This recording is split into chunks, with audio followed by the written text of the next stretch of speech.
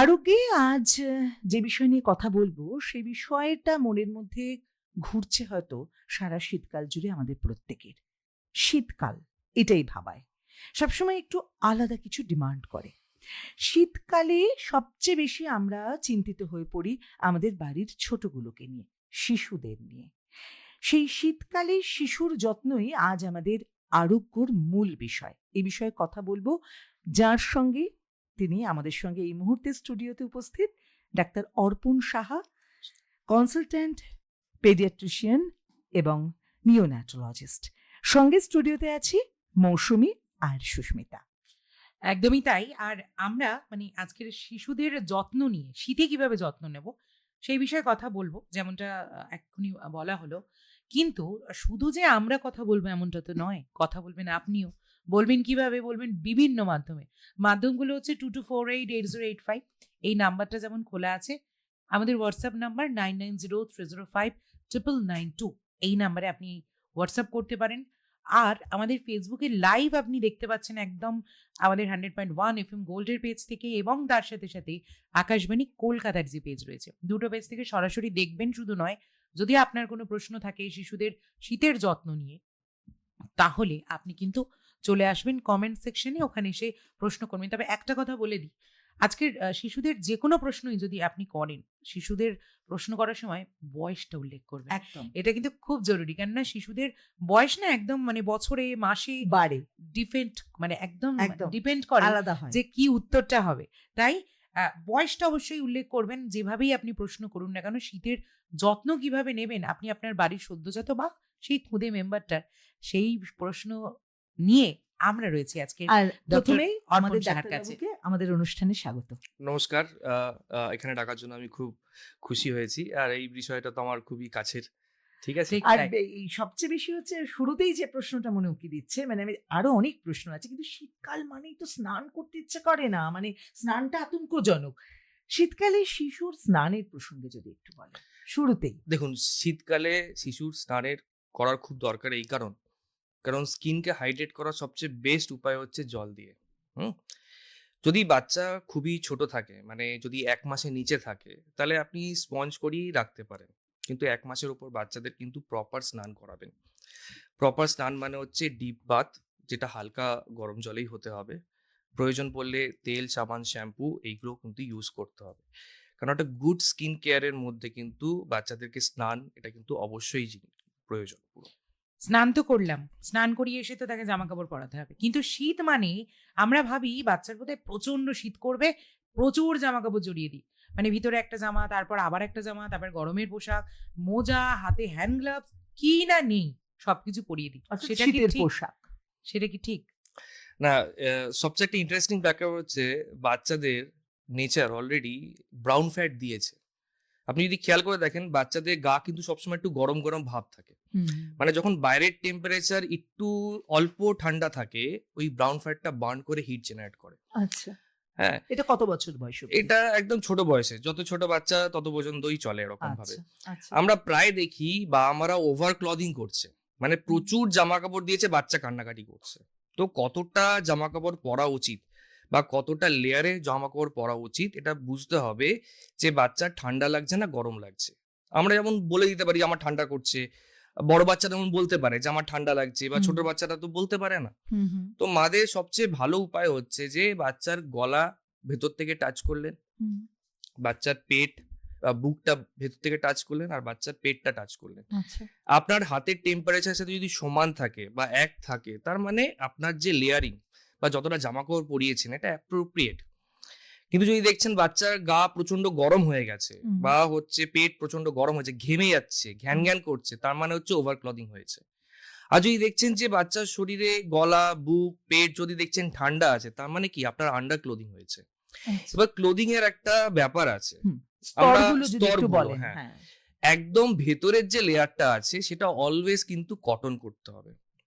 কখনো যেন ভেতরের লেয়ারটা উল না হয়, কেন উল হলে হচ্ছে অ্যালার্জি হবে স্কিনের উপর direct wool. Yes, first layer should be always cotton. Second layer হচ্ছে আপনি উল দিতে পারেন, থার্ড লেয়ার আপনি কটন বা উল কিছু দিতে পারেন। বাট যদি বাড়ির বাইরে বার করছেন, স্পেশালি ধরুন বাইকে করে যাচ্ছে, টোটো করে যাচ্ছে, তখন যেন একটা উইন চিটার টাইপের জিনিস যেন থাকে ভেতরে। ভেতরে। বাচ্চার হাত যদি প্রচন্ড ঠান্ডা হয়ে যাচ্ছে তখনই গ্লাভস পরাবেন, বা বাচ্চাদেরকে যখন বাড়ির বাইরে নিয়ে যাচ্ছেন তখনই কিন্তু গ্লাভস পরানোর প্রয়োজন বেশি আছে। সিমিলারলি টুপির জন্য অনেকেই দেখি যে বাড়ির মধ্যে টুপি পরিয়ে রেখেছে। টুপি পরানো কিন্তু বাড়ির মধ্যে খুব একটা দরকার পড়ে না যদি বাড়ির অ্যাম্বিয়েন্ট টেম্পারেচার মোটামুটি কমফোর্টেবল থাকে। যদি আচ্ছা। প্রচন্ড ঠান্ডা থাকে তাহলে ওয়েল অ্যান্ড গুড, বাট টুপি দেখবেন এমনি বাচ্চারা রাখেই না অর্ধেক সময়। একদম সবসময় খুলে ফেলতে চায়। এক- আচ্ছা, এই যে স্নান হলো ও পোশাকের কথা বললো, কিন্তু তার আগের কথা যেটা, স্নানের আগের পরিচর্যা অর্থাৎ স্কিন কেয়ার এবং স্নানের পরের স্কিন কেয়ারটা যদি একটু বলেন। স্নানের আগে বিশেষ করে শীতকালে। শীতকালে, শীত গ্রীষ্ম বর্ষা যে কোনো টাইমে স্নানের আগে কিন্তু অবশ্যই তেল মালিশ করা উচিত। তেল হচ্ছে সবচেয়ে ভালো ময়েশ্চারাইজিং বা বলতে পারেন ডিপ ময়েশ্চারাইজিং এফেক্ট দেয়। তেল একদম স্কিনের লেয়ারের ভেতর পর্যন্ত চলে যায়। তেলের একটা বড় প্রবলেম হচ্ছে যে তেল হচ্ছে আঠালো, মানে কি বাইরের ধুলো বালি এগুলো কিন্তু চলে আসতে পারে ওরকম ভাবে। ওই জন্য তেল হচ্ছে বেস্ট ময়েশ্চারাইজার বিফোর বাথ। আগেকার দিনে যখন এই ক্রিম লোশন ছিল না, দেখতেন যে 3-4 বার পর্যন্ত তেল লাগাচ্ছে। এখনো অনেক বাড়িতেই আছে যে 3-4 বার পর্যন্ত বাচ্চাকে তেল লাগায়, কিন্তু এটা কিন্তু কোনো দরকার নেই। শুধু স্নানের আগে দরকার, আর স্নান হয়ে যাওয়ার পরে ইমিডিয়েটলি কিন্তু আপনার ময়েশ্চারাইজিং ক্রিম লাগানো উচিত, আচ্ছা, যাতে হাইড্রেশনটা লক থাকে। আচ্ছা। আর প্রয়োজন পড়লে এই ময়েশ্চারাইজিং ক্রিমটা 3-4 বার পর্যন্ত লাগানো যেতে পারে। আচ্ছা, রাত্রিরে শোয়ার আগে বা একদম ভোরবেলা ঘুম থেকে একদম একদম উঠে। অনেকে করে কি তেল মালিশ করে রাত্রিবেলা। এখনকার দিনে দাঁড়িয়ে তেল মালিশ করার দরকার নেই, কারণ আগেকার দিনে যখন তেল ছিল না বা আগেকার দিনে যখন ক্রিম ছিল না তখন তেল লাগাচ্ছেন তখন ঠিক আছে। এখনকার দিনে ক্রিম মালিশ করতে পারে। আচ্ছা, বাচ্চাদের তেল মালিশের কথা আপনি বলছিলেন স্নানের আগের, কি তেল মাখবে? এখন আর এটা খুব ভালো তেলটা কোশ্চেন। গরম করে মাখবে কিনা? বেস্ট হচ্ছে যে ভার্জিন কোকোনাট অয়েল। হুম। কেন ভার্জিন কোকোনাট অয়েলের মধ্যে ন্যাচারাল অ্যান্টিফাঙ্গাল অ্যান্টিব্যাকটেরিয়াল প্রপার্টি আছে। অনেকের ধারণা আছে যে নারকেল তেল লাগালে বাচ্চার ঠান্ডা লেগে যাবে, এটা একটু ক্লিয়ার করে দিতে চাই। তো এটা কিন্তু একদমই ভুল ধারণা। আপনি প্রয়োজন পড়লে নারকেল তেলকে গরম করতে পারেন, গরম করার অনেক উপায় আছে। ভালো করে দেখবেন হাতে ঘষলে নারকেল তেল সবচেয়ে ভালো গরম হয়ে যায়। একটু রোদে রাখতে পারেন, বা হচ্ছে যে বাটি গরম করে- জলে বাটি করে এরকম ভাবে একটুখানি করে নিতে পারেন। একটু তেল গরম করে লাগালে বাচ্চারা কিন্তু ভালো এনজয় করে। অবভিয়াসলি একটা ওয়ার্ম মাসাজ হয় শীতকালে, এবং একটু মাসাজও দরকার। মাসাজও দরকার। হ্যাঁ, মাসাজ করলে বাচ্চাদের ব্লাড সার্কুলেশন বাড়ে। আর যে মাসাজ করছে, স্পেশালি যদি মা যদি মেসেজ করে, তার সাথে ইমোশনাল বন্ডিং হয়। এই মাসাজটা কত বছর বয়স অবধি একটা এর বাচ্চার না কোনো জন্য? আপার লিমিট নেই, মানে যে এক্স্যাক্টলি কত বছর পর্যন্ত মাসাজটা দরকার কোনো কোথাও লেখা নেই। আচ্ছা। ঠিক আছে, আপনি যতদিন খুশি মাসাজ করতে পারেন। তারপর যদি যখন বাচ্চা বড় হয়ে যায় নিজেকেই বলতে পারেন যে তুই নিজেই তেলটা মেখে নে ওরকম ভাবে, ওটা একটা ওর অ্যাক্টিভিটি হয়ে যাবে ওরকম ভাবে। আচ্ছা, সর্ষের তেল কি মাখানো উচিত? না, সর্ষের তেল কিন্তু একদম কোনো বয়সী বাচ্চার জন্য কিন্তু মাখানো উচিত নয়, কারণ সর্ষের তেল থেকে কিন্তু হতে পারে অ্যালার্জি। হ্যাঁ, আপনি যদি দেখেন ইভেন খাঁটি সর্ষের তেল থেকেও কিন্তু অ্যালার্জি হতে পারে, কারণ সর্ষের তেলের মধ্যে একটা কম্পাউন্ড থাকে যেটাকে বলে হচ্ছে AICT, অ্যালাইল আইসোথায়োসায়ানাইড। খেয়াল করে দেখবেন সর্ষের তেলের মধ্যে একটা ঝাঁঝালো ব্যাপার আছে। এই ঝাঁঝালো ব্যাপারটা হচ্ছে AICT এর উপর ডিপেন্ড করে, মানে আচ্ছা। অ্যালাইল আইসোথায়োসায়ানাইড। আচ্ছা। যেমন নাকে যদি সর্ষের তেল দেন দেখবেন যে নাকটা ঝাঁঝিয়ে উঠছে, তেমন স্কিনে দিলে কিন্তু স্কিনও কিন্তু ভেতর ভেতর ঝাঁঝিয়ে ওঠে, একদম। আর সেখান থেকে কিন্তু কন্ট্যাক্ট ডার্মাটাইটিস হয়। আর এরকমও তথ্য আছে যে সর্ষের তেল মাখালে বাচ্চার কিন্তু গায়ের স্কিন টোন কালো হয়ে যায় বা চেপে যেতে পারে। This has been scientifically proven. মানে চিরদিনের মতো এটা? চিরদিনের মতো না হলে টেম্পোরারি তো বটেই। আচ্ছা, আমাদের কিন্তু ফেসবুক লাইভেও বেশ কিছু প্রশ্ন অলরেডি ঢুকে গিয়েছে। যেমন সুমন্ত চক্রবর্তী, ফেসবুক নেম, তিনি প্রশ্ন করেছেন, বলছে আমি ঘাটাল থেকে দেখছি আমার ছেলের 5 বছর বয়স, ওর ঠান্ডা লেগেছে, ও কি গরম জলে স্নান করতে পারে? এটা নিয়ে আমরা প্রথমেই শুরু করেছিলাম। ঠান্ডা লাগলে কি স্নান করবে গরম জলে? অবশ্যই অবশ্যই। দেখুন, আপনার যদি শরীর খারাপ হয় বড়দের, আপনার কি স্নান না করে ভালো লাগবে? সে তো বটে। সেম জিনিস বাচ্চাদের জন্য।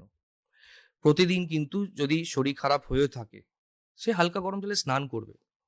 আর খাওয়া দাওয়ার সাথে আরেকটা সবাই জিজ্ঞেস করে যে ডাক্তার ফল খাওয়াতে পারবো কিনা, দই খাওয়াতে পারবো কিনা। খাওয়া দাওয়ার মধ্যে কিন্তু কোনো শরীর খারাপের মধ্যে রেস্ট্রিকশন নেই। আচ্ছা। শরীর খারাপ হলেই বাবা মারা আমাকে প্রত্যেক সময় জিজ্ঞেস করে যে ডাক্তার স্নান করানো যাবে তো, খাওয়ানো যাবে তো। সর্দি কাশিতে কিন্তু খাওয়া দাওয়া স্নানে কিন্তু কোনো মানে নেই। বরং আপনি স্নান সিদ্ধ রাখলে হাইজিন মেনটেন থাকবে, বাচ্চা তাড়াতাড়ি সুস্থ হয়ে উঠবে। একেবারে। আচ্ছা, একটা কথা জিজ্ঞেস করি, এই যে শীতকাল মানে রোদে যাওয়াটা একটা, বাচ্চাকে একটু রোদে রাখা শিশুর ক্ষেত্রে, সেটা কোন সময়টা? দিনের কোন সময় শিশুকে রোদ খাওয়ানো উচিত এবং কতটা সময় জুড়ে এবং সেটা করা কি উচিত? তেল মাখিয়ে রোদ খাওয়ানো উচিত? তেল মাখিয়ে রোদে রাখা যেতে পারে, যদি তেল মাখিয়ে যদি রোদে রাখেন আর যদি অ্যাম্বিয়েন্ট টেম্পারেচার যদি খুব কম না থাকে, মানে বাইরে যদি হাওয়া না বইছে, আপনি তেল মাখিয়ে রোদে রাখতেই পারেন। কোন বাট সময়? সবচেয়ে ইম্পর্টেন্ট হচ্ছে বাচ্চাকে শীতকালে যেটা সবাই ভুল করে বাড়ি ভেতরেই রেখে দেয়, এটা কিন্তু ঠিক নয়। আচ্ছা। বাড়ির বাইরে আপনাকে অ্যাটলিস্ট 1 ঘন্টার জন্য বার করুন। যদি এটা 6 মাসের নিচে বাচ্চা হয়, ইটস ওয়েল অ্যান্ড গুড যে আপনার বাইরে না বার করলে হবে। কিন্তু 6 মাসের ওপর বাচ্চা বা যাদের বাচ্চার বয়স 2-3 বছর, তারা অ্যাটলিস্ট বাচ্চাকে বাইরে বার করুন। কারণ বাইরে বার করলে যে রোদ আসছে, সেখান থেকে কিন্তু ভিটামিন ডি সিনথেসিস হয় ন্যাচারালি। হ্যাঁ? এবং এই বাইরের সময়টা- পরিবেশটাও তো তাদের হ্যাঁ, অ্যাকাস্টম accustomed হতে মানে সাহায্য করে। ইমিউনিটি বাড়াতে। হ্যাঁ, vitamin D is linked with immunity, বোন গ্রোথ, হ্যাঁ, ওভারঅল সবকিছুর জন্যে। আর ভিটামিন ডি সিনথেসিসের জন্য আইডিয়াল টাইম হচ্ছে সকাল 11টা থেকে 3টে। আচ্ছা, কিন্তু টানা 3 ঘন্টা কি উচিত না না, না। কম সময়? বলা হয় যদি 1 বছরের নিচে হয় তাহলে 30 থেকে 45 মিনিটই যথেষ্ট। আচ্ছা। আর যদি 1 বছরের ওপরে হয় তাহলে সেটা ওই 45 থেকে 1 ঘন্টা পর্যন্ত রোদে রাখাই ন্যাচারাল ভিটামিন ডি সিনথেসিসের জন্য ইজ মোর দ্যান এনাফ। আচ্ছা। আমাদের সঙ্গে রয়েছেন শুধুমাত্র listener। হোয়াটসঅ্যাপে বা আপনি ফেসবুকে জানাচ্ছেন তা নয়, আপনি আমাদের ফোনও করছেন 22488085 এ। এই মুহূর্তে কে আছেন লিসনার শুনে নেব। নমস্কার, কে আছে? হ্যালো, শুনছি, বলুন। উত্তর চব্বিশ পরগনা শ্যামনগর হাসিয়া দাসপাড়া থেকে ভীম প্রামাণিক বলছি। বলুন। আমার নাতির বয়স 6 মাস। 6 মাস। হুম। তাই শীতকালে দেখছি মাঝে মধ্যেই সর্দি কাশি হচ্ছে। আমার জিজ্ঞাসা, মানে ঘরোয়া পদ্ধতিতে কি করলে মানে এই সর্দি কাশি থেকে নাতিকে নিস্তার মুক্ত দেবেন, করতে ঠিক পারবেন। তাই। ঘরোয়া পদ্ধতি। ঘরোয়া পদ্ধতি। ঘরোয়া পদ্ধতি কি? মানে এটা বোধহয় সবার প্রশ্ন। সবার প্রশ্ন। দেখুন, 6 মাসের নিচে বাচ্চা যারা আছে এদের নাক ফসফস মানে সর্বক্ষণ, হ্যাঁ। এই সর্বক্ষণ হয়। হুম। এটা বাবা-মারা প্রায় আমার কাছে নিয়ে আসে ওরকম ভাবে। মনে রাখবেন, নাক হচ্ছে বাচ্চাদের ন্যাচারাল হিউমিডিফায়ার। আপনি যদি মুখ দিয়ে শ্বাস নেন দেখবেন আপনার গলা শুকিয়ে যাচ্ছে, কিন্তু নাক দিয়ে নিঃশ্বাস নিলে কিন্তু কখনো গলা শুকায় না। কারণ বাইরের যে ঠান্ডা হাওয়া, নাক সেটাকে গরম করে। এবার ছোট বাচ্চাদের নাকের ছিদ্র ছোট থাকে। এবার যেই বাইরের ঠান্ডা হাওয়াটা আসছে, তো বাচ্চাদের কি হয়, নাকের যে শিরাগুলো আছে ওগুলো ফুলে যায়, যেটা ভিজুয়ালাইজেশন বলি আমরা। তো তার জন্য কি ফ্রিকোয়েন্ট এদের নেজাল অবস্ট্রাকশন হয়। আর এটা টিপিক্যালি দেখবেন যে রাত্রিবেলা হচ্ছে, ভোরের দিকে হচ্ছে, দুপুরবেলার দিকে হচ্ছে না। কারণ দুপুরবেলার দিকে টেম্পারেচার যখন মানে একটু বেড়ে গরম। যাচ্ছে, তখন কিন্তু হচ্ছে না। এবং সারা রাত শোয়ার সময়টা। হ্যাঁ, নয় দেখবেন নাক ডেকে যাচ্ছে, নাক ফসফস করে যাচ্ছে, আর বাবা আমার ভাবছে যে আমার মনে হয় বাচ্চার সর্দি লেগেছে ওরকম ভাবে। এটা কিন্তু নয়। স্পেশালি 6 মাসের জন্য যে বাচ্চারা বললেন, এই ক্ষেত্রে কিন্তু রেগুলার বেসিসে ঘরোয়া পদ্ধতি যে স্যালাইন নেজাল ড্রপ আছে আপনারা কিন্তু দেবেন, যতবার খুশি দেওয়া যায়, এটার কোনো লিমিট নেই। হ্যাঁ, আর যখনই নাকের ড্রপ দেবেন বাচ্চারা ভালো ঘুমোবে আর ঠিক থাকবে। আরেকটা জিনিস যেটা বললেন যে বারে বারে কাশি লাগছে, ইউজুয়ালি সর্দিটা শীতকালে তো লেগেই থাকে। বারে বারে কাশি 6 মাসের নিচে বাচ্চারা কিন্তু বাড়ির লোকের ওপর অনেকটা ডিপেন্ড করে। বাড়ির অন্য কারোর যদি সর্দি কাশি লেগে থাকে, স্পেশালি ছোট বাচ্চাদের ইমিউনিটি পাওয়ার কম আছে, তো আপনি চেষ্টা করবেন যে তাদের কাছ থেকে কম থাকার। ধরুন মা যে ব্রেস্ট ফিড করছে, হ্যাঁ, যদি তার যদি ভালো রকম কাশি হয়, সে দুটো জিনিস করতে পারে। একটা হচ্ছে ওই কোভিডে যা শিখেছিলাম আমরা, হ্যান্ড হাইজিন, আর হচ্ছে মাস্ক Mask। হ্যান্ড হাইজিন, যে হাত ধুয়ে বাচ্চাকে ধরা, হাত দিয়ে করা, হ্যাঁ, আর হচ্ছে যখন ব্রেস্ট ফিডিং করছে তখন হচ্ছে যে এই জিনিসগুলো করা ওরকম। আর যারা বড় বাচ্চা 4-5 বছরের ওপরে, তাদের ক্ষেত্রে একটু দূরত্ব মেনটেন করুন, কারণ সবসময় যে আপনি আগলে রাখতে পারবেন ব্যাপারটা কিন্তু সেরকম নয়। যারা স্কুল গোয়িং এজ গ্রুপ আছে তারা তো স্কুল থেকে অর্ধেক সর্দি কাশি রেখে থাকে, একদম। আর এইভাবেই কিন্তু বাচ্চাদের ন্যাচারাল ইমিউনিটি তৈরি হয়। আচ্ছা, একটু বড় হলে বাচ্চাকে কি ঠান্ডা লাগার জন্য সকালবেলায় বলা হয় যেটা মধু বা তুলসী পাতা, এই ধরনের কি কিছু কাজ সত্যি হয় রেগুলার খাওয়ালে? খাওয়ানো উচিত কি? আচ্ছা, মধু আর তুলসী পাতা দুটোকে আলাদা করে বলি, ঠিক আছে? প্রথমত হচ্ছে 1 বছরের নিচে বাচ্চাদের কিন্তু মধু দিতে নেই, কারণ এখান থেকে বটলিজম বলে একটা মারাত্মক রোগ হতে পারে, ঠিক আছে? 1 বছরের উপরে আপনি বাচ্চাদেরকে মধু দিতেই পারেন। মানে হানির কিছু ন্যাচারাল বেনিফিট আছে। ইভেন আমাদের টেক্সট বুক অফ পিডিয়াট্রিক্সে একটা চ্যাপ্টার আছে, সেখানেও কিন্তু লেখা আছে honey can be given, but it is not effective for treatment. যে সর্দি কাশি লেগেছে মানে আমরা হানি দিলাম, শাড়ি দিলাম, তা নয়, বাট কিছুটা সিমটোম্যাটিক রিলিফ হয়। মানে এই যে আমাদের যে গলায় যে সোর থ্রোট হচ্ছে, গলায় খুসখুস ব্যাপারটা হচ্ছে, সেটা কিন্তু অনেকটাই কিন্তু হানি ওকে রিলিফ দিতে পারে, আর এটা 1 বছরের ওপরে। তুলসী পাতা ইভেন আমাদের টেক্সট বুক অফ ফার্মাকোলজিতে লেখা আছে যে কিছুটা বেনিফিট আছে, বাট এর না রোলটা খুবই কম। আচ্ছা তো অ্যাজ সাচ তুলসী পাতা আমি কখনোই বলি না ওরকম ভাবে, বাট অবভিয়াসলি 1 বছর বা 2 বছর করে বাচ্চাদেরকে দিলে আপনার মনের শান্তির জন্য কোনো ক্ষতি হবে না, এটুকু অ্যাসিওর। ওই সকালে উঠে খালি পেটে হ্যাঁ, ভালো করে যদি তুলসী পাতা ধুয়ে টুয়ে নিতে পারে তো ইউ ক্যান গিভ, বাট এটা হচ্ছে যে আমাদের কালচারে অনেক দিন ধরে আছে, কিন্তু এর স্ট্রং এভিডেন্স নেই যে আপনার ঠিক হয়ে যাবে। মানে প্রচন্ড সর্দি কাশি লেগেছে, হ্যাঁ, বাট প্রিভেনশন পার্টে আপনি মাঝে মধ্যে বা একদম সামান্য সর্দি কাশিতে দেওয়া যেতেই পারে। আচ্ছা, আরেকটা ফোনে চলে যাব, কে আছেন আমাদের সাথে? নমস্কার, হ্যালো, নমস্কার দিদি। আমি পায়েল ব্যানার্জি বলছি, বেলঘড়িয়া থেকে। বলুন। বলুন। হ্যাঁ দিদি, একটা প্রশ্ন করবো। বাচ্চাটির বয়স হচ্ছে আপনার 4 বছর। তো হুম। ডাক্তারবাবুকে একটু বলবো, মানে ওদের যে নিউট্রিশন চার্টটা, মানে সকাল থেকে পুরো রাত অবধি সকালের খাবারটা বা দুপুরে রাতের প্রত্যেকটা খাবারটা কেমন হবে, আর জলটা কত পরিমাণ খাবে, আর ফলের যে রস সেটা বাচ্চাদের জন্য কতটা উপযোগী, এটা বললে ভালো হয়। অনেকগুলো সারাদিনের প্রশ্ন, খাওয়া দাওয়া অনেকগুলো একেবারে- প্রশ্ন চলে এসেছে, মানে আমাদের ভাগে ভাগে সব প্রশ্নই ছিল, হ্যাঁ, কিন্তু হ্যাঁ। উনি প্রায় সবকটা বাচ্চাদের প্রশ্নই যেটারই করে মূল ফেলেছে। সমস্যা খাওয়া, খেতে চায় না, হুম। কাজে খাওয়াটাই ইম্পর্টেন্ট। এই খেতে চাওয়া না ব্যাপারটা আমি একটু বলতে চাই যে বাচ্চারা কেন খেতে চায় না এখনকার দিনে। এটা আমার এক্সপিরিয়েন্স আমি শেয়ার করছি। প্রথম হচ্ছে এখনকার দিনে বাচ্চারা না মানে ইজিলি অনেক জাঙ্ক ফুড মানে তারা পেয়ে যায়, যেমন হচ্ছে চিপস, চকলেট। সবাইকে আমি বলতে চাই এই যে চিপস বা চকলেট যেগুলো আছে এইগুলো কিন্তু কোনো পুষ্টি দেয় না, জাস্ট পেট ভরিয়ে দেয়। একটা সিম্পল এক্সাম্পল বলছি, একটা 5 টাকা বা 10 টাকা যে চিপসের প্যাকেট যেটা আছে তার হুম। মধ্যে 100 থেকে 150 ক্যালোরি থাকে। হুম হুম। সিমিলারলি এক বাটি ভাতের মধ্যেও কিন্তু যেমন 100 থেকে 150 ক্যালোরি আছে, কিন্তু যেই একটা বাচ্চা চিপস খেয়ে নিল, তারপরে 1 ঘন্টা পরে মা এসে বললো যে আমি একটু ভাতটা খেয়ে নে বাবু, ও বলবে আমার খিদে নেই, আমার খাবো না, বা খেতে গিয়ে নাখরা করবে। হুম।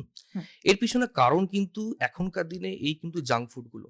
তো প্রথম জিনিস হচ্ছে প্রত্যেক বাবা মার কাছে চিপস, চকলেট এই জিনিসগুলোকে একদম পুরোপুরি ভাবে বর্জন করুন। 2 নম্বর হচ্ছে খিদে বাড়ানোর জন্য ভালো উপায় হচ্ছে যে ফিজিক্যাল অ্যাক্টিভিটি। আপনি শুনলে অবাক হবেন যে 3 থেকে 6 বছর বয়সে বাচ্চাদেরকে মিনিমাম 3 ঘন্টা খেলাধুলা করা উচিত, সেটা বাড়ির ভেতরে নয়, বাড়ির বাইরে, যাতে ঘাম ঝরে। কিন্তু আমরা বলুন কোন বাচ্চা 3 থেকে 6 বছরে এখনকার দিনে খেলে ওরকম ভাবে? হ্যাঁ, ছোটবেলায় কিন্তু আমরা দেখতাম যারা গ্রামে গঞ্জে মানুষ হয়েছে তারা কিন্তু খেলতো। আর 6 বছরের উপরে মিনিমাম 1 ঘন্টা। যদি বাচ্চা যদি ভালো করে না খেলে, তার যদি এনার্জি লস না হয়, ওর খিদেটা হবে কি করে? তাহলে একটা জাঙ্ক ফুড যদি অ্যাভয়েড করতে চান, আরেকটা হচ্ছে যে ফিজিক্যাল অ্যাক্টিভিটি করতে চান, আরেকটা জিনিস মোবাইল টিভি থেকে যদি দূরে রাখেন, দেখবেন বাচ্চার কিন্তু খিদে কিন্তু অবশ্যই বেড়ে গেছে, যেটা সব বাবা মার প্রশ্ন। আর এবার ওনার যে প্রশ্ন ছিল 4 বছরের বাচ্চা এবং সারাদিনের সারাদিনের, হ্যাঁ, আপনার বেসিক্যালি হচ্ছে 4 বছরের বাচ্চার জন্য কিন্তু আপনার 3টে মেজার মিল থাকবে। 3টে মেজার মিল মানে হচ্ছে ব্রেকফাস্ট, একটা লাঞ্চ, আর একটা হচ্ছে ডিনার, এর সাথে হচ্ছে 2টো স্ন্যাক। একটা ব্রেকফাস্টের 1-2 ঘন্টা পরে ওরকম ভাবে, আবার বিকেলে সন্ধ্যের দিকে দিতে পারেন ওরকম ভাবে। খাবারের অপশনের মধ্যে আপনি খেয়াল রাখবেন যে আপনার যে খাবার যেটা দিচ্ছেন তার মধ্যে হচ্ছে প্রোটিন, কার্বোহাইড্রেট, ফ্যাট যেন সবগুলো ঠিকঠাক পরিমাণে থাকে। এর জন্য মেজার বড় কিছু জিনিস মানতে হবে না, আমি বেসিক কিছু কিছু বলে দিচ্ছি। কার্বোহাইড্রেট মানে হচ্ছে এই যে ধরুন আমরা ভাত, রুটি এই জাতীয় জিনিসপত্র যেগুলো আছে সেগুলোকে আমরা কার্বোহাইড্রেট সোর্স বলে মনে করি ওরকম ভাবে। প্রোটিন বলতে হচ্ছে যদি আমরা ভেজ সোর্স ধরি তাহলে হচ্ছে মিল্ক বা মিল্ক প্রোডাক্ট, ফিশ, এগ এইগুলো। আর ফ্যাট হচ্ছে যে কোনো পরিমাণে তেল, ঘি, মাখন বাচ্চাদের জন্য যে কোনো বয়সের জন্যই সেফ। ওই জন্য আপনি সকালবেলা যদি ধরুন 4 বছরের বাচ্চাকে আপনি রুটি সবজিও খাওয়াতে পারেন ওরকম ভাবে, সকালে বেলা আপনি হচ্ছে যে ওটস টোটসও দিতে পারেন ওরকম ভাবে, তার সাথে একটা ডিম সিদ্ধও দিতে পারেন ওরকম ভাবে। দুপুরের দিকে হচ্ছে যে সিমিলারলি আমরা বাড়িতে যা যা খাই, একটা 4 বছরের বাচ্চার বেসিক্যালি হচ্ছে যে একটা অ্যাডাল্ট ডায়েটই থাকবে, কিন্তু আপনার বাড়িতে যা যা রান্না হচ্ছে সেইগুলোই কিন্তু খাবে। তো বাড়িতে তৈরি যে ডাল, ভাত, সবজি, মাছ হয়েছে সবই দেবেন ওরকম ভাবে। এবার মাঝখানে যে স্ন্যাক্স বললাম, স্ন্যাক্সের মধ্যে আপনি হচ্ছে ওকে মুড়ি দিতে পারেন, হেলদি স্ন্যাক্সের মধ্যে মাখানা দিতে পারেন, ওরকম ভাবে যে কোনো একটা ফ্রুটস দিতে পারেন, একটা হোল ফ্রুটস। উনি একটা প্রশ্ন করেছিলেন যে ফলের জুস রস। জুস দেওয়া যাবে কিনা। বা ফলের ফলের কিভাবে রস। কি খেতে পারে হ্যাঁ, ফল? ফল শীতকালে কিন্তু সব রকম ফলই দেওয়া যায়, যেটা এক জিনিস বলা, জুস করে কিন্তু দেবেন না। যেই বাচ্চাকে ফলের জুস করে দিচ্ছেন সেটা কিন্তু বেশিরভাগ নিউট্রিয়েন্ট গুলো কিন্তু ওর মধ্যে থেকে চলে যাচ্ছে, ফাইবার চলে আসছে। তো বেসিক্যালি ওটা হচ্ছে চিনি গোলা জল উইথ সাম নিউট্রিয়েন্ট। ঠিক আছে, ওই জন্য অলওয়েজ হোল ফ্রুট খেতে এনকারেজ করুন। ঠিক আছে, যত বাচ্চাকে হোল ফ্রুট চিবিয়ে খেতে পারবে তত ফাইবার পাবে, পুরো নিউট্রিশন মানে একটা ফলের যে পুরো উপকারিতা সেই জিনিসটা আসবে। আর জুস দেওয়ারই দরকার নেই। একদম। দুটো জিনিস জুস করতে পারে, একটা মানে স্পেশালি ছোট বাচ্চারা মুসম্বি লেবু জুস করতে পারে, তবে 4 বছরের বাচ্চা মুসম্বি ডাইরেক্টও খেতে পারে। আমি যেটা বলি যে একমাত্র মুসম্বি আর বেদানা রস যদি 1 বছরের নিচে হয় বা 2 বছরের নিচে হয়, যারা ডাইরেক্ট ওটা খেতে পারে না তাদের জন্য জুস করতে পারেন, তবে পরিমাণ দেবেন অল্প। ঠিক আছে, আর ডাবের জল ওটা তো এমনিতেই ন্যাচারাল জুস, সেই জিনিসটা দেওয়া যেতে পারে। আর আর হ্যাঁ, আর রাত্রের দিকে যে খাবার আপনার বাড়িতে যা রুটি সবজি ভাত হচ্ছে সেই জিনিসগুলোই আপনি দেবেন ওরকম ভাবে। ঠিক আছে, আচ্ছা, এই টক দই কি কেনা দেওয়া যায় না বাড়িতে বানিয়ে? বা টক দই কি তৈরি শীতকালে করো? দেওয়া যায়? এটাও একটা প্রশ্ন রয়েছে কিন্তু। হ্যাঁ, টক দই বাড়িতে পাতাটাই সবচেয়ে ভালো।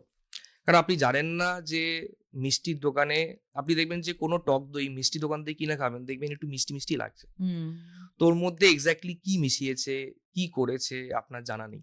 ঠিক আছে, তো আমি রেকমেন্ড করব, আর ওটা কতদিন আগেকার দই সেটাও আপনি জানেন না। একেবারেই তাই। তো বাড়ির জন্য যদি একটু কষ্ট করে পসিবল হয়, মানে ছোট বাচ্চার জন্য, আমার মনে হয় ঘরে পাতা টক দই দিতে পারেন। আর টক দই থেকে কিন্তু ঠান্ডা লাগে না, এটা ভুল ধারণা। আর ঘিও কি বাড়িতেই তৈরি করে দিতে হবে না কেনা ঘি দেওয়া যায়? ঘিও দিতে পারেন, বাড়িতে তৈরি করতে পারলে তো সবই ভালো হয়, কিন্তু সবসময় তো করা সম্ভব হয় না। বাট দইয়ে আমার পার্সোনালি একটা আপত্তি, মানে আমার নিজের ফিলিংস, দইটা উচিত যে দইটা হচ্ছে যে প্রসেস না করে বাড়িতে করাটাই ভালো। আর খুব কঠিন ব্যাপার কিন্তু নয় দইটা করা। হ্যাঁ হ্যাঁ, দই পাতাই যায়। ঠিক আছে, কিন্তু ঘি টি গুলো কঠিন হয়।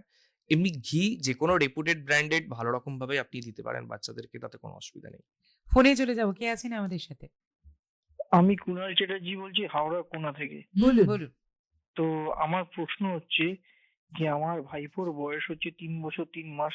হুম, তো সকালবেলায় ওকে স্কুলে নিয়ে যাওয়ার, স্কুলের টাইম যেরকম হয় জানেন তো এখন প্রাইভেট স্কুলগুলো মোটামুটি 6টা 6:30টার সময় ওকে তোলা খুব ডিফিকাল্ট হয়ে যায়। ও উঠতে চায় না, 1 নম্বর। আর 2 নম্বর, চ্যবনপ্রাশটা শিশু থেকে বৃদ্ধ তাদের কি কি উপকার করে? বাচ্চাকে এই ধরনের বাচ্চা মানে এই বয়সের বাচ্চাকে কি চ্যবনপ্রাশ দেওয়া যেতে পারে? আর এদের ঘুমটা কত ঘন্টা ঘুম প্রয়োজন এবং এদের ঘুম কমপ্লিট হচ্ছে কিনা এই আমার ভাইপোর, তো আমি এটা কি করে বুঝবো ওর ঘুমটা সম্পূর্ণ হয়েছে? এই 3টি প্রশ্ন রইল। সঙ্গে থাকুন বন্ধু। তবে হ্যাঁ, আমাদের সময় আছে এখনো এই হুম, হুম। প্রশ্নের উত্তরটা তাহলে নেওয়ার। প্রথম কোয়েশ্চেনটা উনি করলেন যে সকাল 6টা 6:30টার সময় ওঠাবেন কি করে। এটা সত্যি খুব কঠিন জিনিস। 3 বছর 3 মাসের বাচ্চাকে কি খুব জরুরি সকাল 6টা 6:30টায় উঠিয়ে দেওয়া? দেখুন, আইডিয়ালি যদি বলেন বাচ্চাদের ঘুমের টাইম হচ্ছে, মানে রাত্রে ঘুমানো উচিত হচ্ছে রাত 9টা 9:30টার মধ্যে। আচ্ছা। মানে আইডিয়ালি সব মানুষের ক্ষেত্রে যদি আইডিয়াল ধরেন তাহলে হচ্ছে সানের সাথে আমাদের অ্যালাইন থাকা উচিত। বাচ্চারা কিন্তু দেখবেন যদি ঠিকঠাক ভাবে আপনি ট্রেন করেন, ওরা কিন্তু অ্যালাইন্ড হয়ে যায়। মানে 8টা 9টার সময় যদি ঘুম পাড়িয়ে দিতে পারেন, ডেফিনেটলি ওরা 5টা 6টার সময় কিন্তু উঠে যেতে পারবে। এবার এই যে ঘুমের যে ওনার যে প্রশ্নটা ছিল, যে ঘুমের যে টাইমিং যেটা আছে, আমরা এগোবো কি করে? আপনি ধরুন 8টার সময় ওঠেন, আপনি অ্যাজ এ অ্যাডাল্ট বলছি, আপনি যদি কখনোই কিন্তু 6টার মধ্যে কিন্তু উঠতে পারবেন না ওরকম ভাবে। কারণ আপনাকে কিছুটা আস্তে আস্তে টাইম দিতে হয়। তো প্রতি 2-3 দিন ছাড়া ছাড়া আপনি 20 মিনিট আধ ঘন্টা এগিয়ে গিয়ে একটুখানি ট্রান্সলেট করার চেষ্টা করুন। তাতে দেখবেন যে আস্তে আস্তে ওর ঘুমটা সকালের দিকে ভেঙে যাবে। আরেকটা জিনিস হচ্ছে যে রাত্রে তাড়াতাড়ি ঘুম পাড়ানোর অভ্যেস করুন। ঘুমের 1-2 ঘন্টা আগে মোবাইল স্ক্রিন থেকে বাচ্চাকে বিরত রাখবেন। চকলেট দেবেন না বাচ্চাদেরকে বেশি। চকলেট থেকে থাকে হচ্ছে ক্যাফেন, সেখানে কিন্তু ঘুমটা হ্যাম্পার করে। আর অনেক বাড়িতে অভ্যেস থাকে দুপুরবেলা বেশিক্ষণ ঘুমানো। দুপুরবেলা ন্যাপ টাইমটা আমার মনে হয় আধ ঘন্টা থেকে 1.5 ঘন্টার মধ্যেই সীমিত রাখা উচিত। যে বাচ্চারা 3-4 ঘন্টা ঘুমায় দুপুরবেলা বা 2-3-1.5 ঘন্টার বেশি ঘুমায় না, তারা রাত্রে ঘুমোতে চায় না। তো এই ঘুম ব্যাপারটাকে ঠিকঠাক করা উচিত। আর কোন বয়সে কতটা ঘুমানো উচিত মিনিমাম, এর একটা বিশাল বড় চার্ট আছে। আমি সংক্ষেপে মিনিমামটা বলে দিচ্ছি। যদি বাচ্চা 3 মাসের নিচে হয় তাহলে মোটামুটি মিনিমাম 11 ঘন্টা ঘুমানো উচিত। আর 4 মাস থেকে 1 বছর পর্যন্ত মিনিমাম 10 ঘন্টা ঘুমানো উচিত। 1 থেকে 3 বছর হচ্ছে মিনিমাম 8 থেকে 9 ঘন্টা মোটামুটি ঘুমানো উচিত। আর 3 বছর থেকে 6 বছর মোটামুটি 8 ঘন্টা, আর 6 বছর উপরে আমাদের অ্যাডাল্ট 7 ঘন্টা মতন ঘুমের দরকার আছে। হুম, এই হচ্ছে ঘুমের রিকোয়ারমেন্ট। আচ্ছা, আর ওনার আর কোনো প্রশ্ন ছিল ওর? না, এইগুলোই প্রশ্নগুলো ছিল। আর আমাদের কিন্তু মানে প্রচুর Facebook প্রশ্ন লাইভেও আসছে। প্রচুর প্রশ্ন আছে। তার মধ্যে একজন প্রশ্ন করছেন, বলছে আমার বাচ্চার বয়স 1 মাস 10 দিন। হুম। ঠোঁটটা হালকা কালো হয়ে গেছে কিন্তু বাচ্চার কোনো সমস্যা হচ্ছে না। এটা কি নরমাল? একটু রৌদ্রে দেওয়ার পর বাচ্চা কি আচ্ছা একটু রৌদ্রে দিই সেই জন্য কি বাচ্চার এরকম হতে পারে? সুবীর দাস।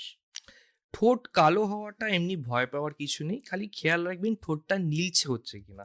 যদি নীলচে হয় ওটাকে আমরা সাইনোসিস বলি। ঠোঁট যদি নীলচে হচ্ছে, জিভ যদি নীলচে হচ্ছে, তাহলে অবশ্যই আপনি ডাক্তারবাবুকে দেখিয়ে নেবেন। অনেক বাচ্চাদের এরকম দেখি যে ঠোঁটের কালার একটু কালচে টাইপের থাকে। এটা অনেক সময় বয়সের সাথে ঠিক হতে পারে, অনেক সময় নাও হতে পারে, কারণ সবার ঠোঁটের রং কিন্তু একরকম থাকে না ওরকম ভাবে। আচ্ছা, চুমকি পাল লিখছেন, স্যার আমার বাচ্চার পা কাঁপে কেন? যদিও তিনি বয়স ইত্যাদি কিছুই বলেননি। দেখুন, 6 মাসের নিচে বাচ্চাদের সবচেয়ে আমার ওনার বয়স 6 মাসের নিচেই হবেন। 6 মাসের নিচে বাচ্চাদের সবচেয়ে কমন কারণ হচ্ছে যে জিটারিনেস বলি, যেটা আমরা ডাক্তারি ভাষায়। হ্যাঁ, এবার জিটারিনেস হচ্ছে যে পা কাঁপা যে জিনিসটা আছে, যদি হাত দিয়ে যদি ধরছেন আর পা কাঁপাটা যদি ঠিক হয়ে যায় তাহলে বেশিরভাগ সময় এটা ভয় পাওয়ার কারণ থাকে না। কিন্তু পা কাঁপাটা যদি হাত দিয়েও ধরে নিচ্ছেন, সেটা কাঁপাটা থামছে না, তাহলে অবশ্যই আপনি ডাক্তারবাবু দেখাবেন, কারণ এটা অনেক সময় মৃগী বা কোনো কনভালশনের রোগ হতে পারে। অনেক সময় ক্যালসিয়ামের অভাবের জন্য এরকম পা কাঁপতে পারে। দেয়ার আর সার্টেন কাফ সিরাপ যেগুলো প্রেসক্রাইব করার পরে সাইড এফেক্টে অনেক সময় পা কাঁপতে পারে। কিন্তু যদি পা কাঁপা যদি ধরলে ঠিক হয়ে যাচ্ছে, বাচ্চার ওয়েট গেইন ঠিকঠাক হচ্ছে, বাচ্চা কনসাস আছে, বাকি সব ঠিক আছে, তো এটাকে নিয়ে ভয় পাওয়ার কিছু নেই। সাথী সর্দার বলছেন 6 মাসের বাচ্চাকে কি ডাবের জল দেওয়া যাবে? হ্যাঁ, 6 মাসের বয়স পেরিয়ে যাওয়ার পরে আপনি ডাবের জল দিতেই পারেন, তবে লিমিটেড দেবেন, 20 থেকে 30 ml, তার বেশি নয়। বাংলাদেশ থেকে আমাদের কমেন্ট সেকশনে কমেন্ট করেছেন, মানে ফেসবুক লাইভে। আচ্ছা বলে দিই সেটার আগে, আমাদের ফেসবুক লাইভ তো দুটো পেজ থেকে আপনারা দেখছেন। সেটা হচ্ছে একটা আপনি দেখছেন 100.1 FM গোল্ড কলকাতা এবং আকাশবাণী কলকাতা। সেখানে কিন্তু অলরেডি 4.3K আমাদের ভিউ আছে, মানে মানুষজন রয়েছেন আমাদের সাথে। আমি জানি আরো অনেকে আসছেন, মানে আসবেন, কেননা আজকের বিষয়টাই এমন যে শিশুদের শীতকালীন যত্ন কিভাবে নেবে। আর বাড়িতে সদ্যজাত হোক বা একটু খুদে বা একটু বড় বাচ্চা যাই হোক না কেন, তাদেরকে নিয়ে আমাদের মনে কিন্তু প্রচুর প্রশ্ন। আর সেই সমস্ত প্রশ্নের উত্তরের জন্য আজকে আমাদের সাথে রয়েছেন ডক্টর অর্পণ সাহা, কনসালটেন্ট পেডিয়াট্রিশিয়ান এবং নিওন্যাটোলজিস্ট। বলি যে বাংলাদেশ থেকে যে প্রশ্নটা এসেছিল সেটা হচ্ছে যে মানে এই সময় দাঁড়িয়ে, মানে এখন যে ওয়েদার যাচ্ছে সেখানে শিশুকে কদিন পরে পরে স্নান করানো যেতে পারে? এটা যদিও আমরা আগে আলোচনা করেছি। যদি গরম বেশি লাগে তাহলে কি কোনো সমস্যা আছে সেটা জানতে চাই। শ্রী দীপক চক্রবর্তী, শ্রী বিথিরানী চক্রবর্তী, তারা কিন্তু এই প্রশ্ন করেছেন সেই সুদূর বাংলাদেশ থেকে। বয়সটা মেনশন করেনি, তাই তো? না, তো যেটা আগে বললাম যে প্রতিদিন স্নান করাটাই বাঞ্ছনীয়। যদি খুব ছোট বাচ্চা থাকে আর যদি প্রচন্ড ঠান্ডা থাকে তাহলে আপনার 1-2 দিন স্কিপ করে শুধু গা হাত পা স্পঞ্জ করিয়ে দিতে পারেন ওরকম ভাবে, এটাই বেশ। যথেষ্ট। আচ্ছা শীতকালে তো বাচ্চাদের সবসময় একটা যদি টয়লেট হয়, সেই ক্ষেত্রে দেখা যায় যে বাড়ির মায়েদের খুব চিন্তা যে জামা কাপড়টা ভিজে যাবে না তো। সবসময় এটা চিন্তায় থাকি, তাই ডাইপার পরিয়ে রাখি সব সময়ের জন্য, বেশিরভাগ ক্ষেত্রে বিশেষ দেখা করে যায়। রাতে। হ্যাঁ, তো সেটা- সেটা কতটা ঠিক? মানে ডাইপারটা কি সবসময় পরিয়ে রাখা যায় ছোটদের ক্ষেত্রে? না, ডাইপার যতটা অ্যাভয়েড করা যায় ততটাই ভালো। প্রথম হচ্ছে যে আপনার বাচ্চা যদি টয়লেট ট্রেন্ড হয়ে যায়, মানে যদি বলতে পারে আমার হিসু পটি আছে, অবশ্যই ডাইপার পরাবেন না। অনেক বাচ্চা এরকম থাকে যে রাত্রিবেলাটা টয়লেট ট্রেন্ড নয়। হ্যাঁ, আপনারা রাত্রিবেলা ডাইপার পরাতেই পারেন, বাট ডাইপার পরানোর কিছু নিয়ম আছে যেগুলো মেনে চলতে হবে। একদম। নাম্বার 1 হচ্ছে ডাইপার যখন পরাবেন বাচ্চাকে 3 ঘন্টা ছাড়া কিন্তু চেঞ্জ করতে হবে, ইভেন যদি ডাইপারটা ড্রাই থাকে। তার আগেও চেঞ্জ করতে হতে পারে যদি ওর মধ্যে পটি থাকে বা ডাইপার ফুল থাকে। ডাইপার রিলেটেড কিছু জিনিস বাবা মারা ভুল করেন। প্রথম হচ্ছে ওয়াইপস কিন্তু ইউজ করা চলবে না। ওয়াইপসের মধ্যে অ্যালকোহল থাকে, যেগুলো কিন্তু বাচ্চার যে প্রাইভেট পার্ট এরিয়াটা কিন্তু ড্যামেজ করতে পারে, প্লাস যে ওখানকার যে গুড ব্যাকটেরিয়া আছে সেগুলোকে কিন্তু হাটিয়ে দিতে পারে। তাই ওয়াইপস ইউজ করবেন না, প্লেন তুলো জল দিয়ে কিন্তু ক্লিন করবেন না। মেয়ে বাচ্চাদের ক্ষেত্রে খুব গুরুত্বপূর্ণ একটা জিনিস হচ্ছে অলওয়েজ ভ্যাজাইনা থেকে অ্যানাল এরিয়াতে ক্লিন করবেন, উল্টোটা নয়, কখনো অ্যানাল এরিয়া থেকে ভ্যাজাইনাল এরিয়া। যদি এটা করেন তাহলে কিন্তু ইউরিনে ইনফেকশনের চান্সেস কিন্তু বেড়ে যাবে। আচ্ছা। আরেকটা হচ্ছে পাউডার দেওয়ার জল। আমি জানি না কোথা থেকে এসছে, পাউডার কিন্তু লাভের লাভ কিছু করে না, বরং পাউডার গুলো জমে গিয়ে ওখানে কিন্তু ফাঙ্গাল ইনফেকশন বা স্কিন ইরিটেশন গুলো কিন্তু করতে পারে। ঠিকঠাক ভাবে নিয়ম মেনে না চললে কিন্তু ডাইপার থেকে কিন্তু বাচ্চাদের র্যাশ হতে পারে। তাহলে পাউডার দিতে তো আপনি বারণ করলেন, কিন্তু গায়ে? ক্রিম বা তেল কি দেওয়া যায় ডাইপার পরানোর আগে? আহ নারকেল তেল দেওয়া যেতে পারে ওরকম, বাট এটা রুটিনলি দরকার নেই। আচ্ছা, মানে- গায়ে পাউডারের প্রসঙ্গে না, মনে হলো পাউডার বাচ্চাদের জন্য কিন্তু কোনো বয়সের জন্য প্রয়োজন নেই। এর পিছনে সাইন্টিফিক ব্যাখ্যা আছে। প্রথমত হচ্ছে যে আপনি কখনো পাউডার মাখতে গিয়ে দেখেছেন পাউডারটা ওড়ে? হ্যাঁ, সেটা কিন্তু শ্বাসনালীতে যেতে পারে, একদমই। আর সেখান থেকে কিন্তু শ্বাসনালী ইনফেকশন থেকে শুরু করে বা অনেক মানে ওই কেমিক্যাল নিউমোনাইটিস বা হচ্ছে যে ওই যে পাউডারে যে কেমিক্যাল গুলো আছে সেগুলো কিন্তু লাংকে কিন্তু আস্তে আস্তে ড্যামেজ করতে পারে। তো অলওয়েজ কখনোই আপনি কিন্তু বাচ্চাদেরকে পাউডার ব্যবহার করবেন না। পাউডার ডাইরেক্ট যদি স্কিনে লাগান তাহলে প্রবলেমটা হচ্ছে যে বাচ্চাদের যে স্কিনের পোরগুলো আছে ওই হুম। পোরগুলো ব্লক হয়ে যায়। আচ্ছা। স্পেশালি যদি গরমকালে আপনি পাউডার লাগান দেখবেন যে ঘামাচি উল্টে বেড়ে যায়। হুম, ঠিক আছে, তো ওই জন্য পাউডারে কিন্তু কোনো গুরুত্ব নেই। হুম। পাউডার কিন্তু না লাগালেও বাচ্চাদের হবে। এই একটা প্রোডাক্ট হচ্ছে ইউজলেস প্রোডাক্ট। তারকনাথ জানতে চেয়েছেন, আমার ছেলে 3 বছর 3 মাস বয়স, শীতকালে গালে র্যাশ বেরোয়, কি লাগাবো স্যার, প্লিজ বলুন। এই যে শীতকালে যে গালে দেখবেন এই জায়গাটা র্যাশ, শুধু আমাদের বাঙালি বাচ্চার জন্য নয়, আপনি যদি কখনো দার্জিলিং ঘুরতে গেছেন দেখবেন সেই সব বাচ্চাদেরও হয়েছে ওরকম লাল ভাবে। হয়ে থাকে। লাল হয়ে থাকে হুম। ওরকম ভাবে। তো এর জন্য গুড স্কিন কেয়ার, সিম্পল ভাষায় হচ্ছে যে স্নানের আগে ভালো করে তেল মালিশ করবেন মুখে টুকে সব জায়গায় ওরকম ভাবে। আর স্নানের পরে ইমিডিয়েটলি আপনি ময়শ্চারাইজিং ক্রিম বা লোশন কিছু অ্যাপ্লাই করবেন। যাদের স্কিন টাইপ ড্রাই 3 থেকে 4 বার বডিতে লোশন বা ক্রিম লাগাতে পারেন।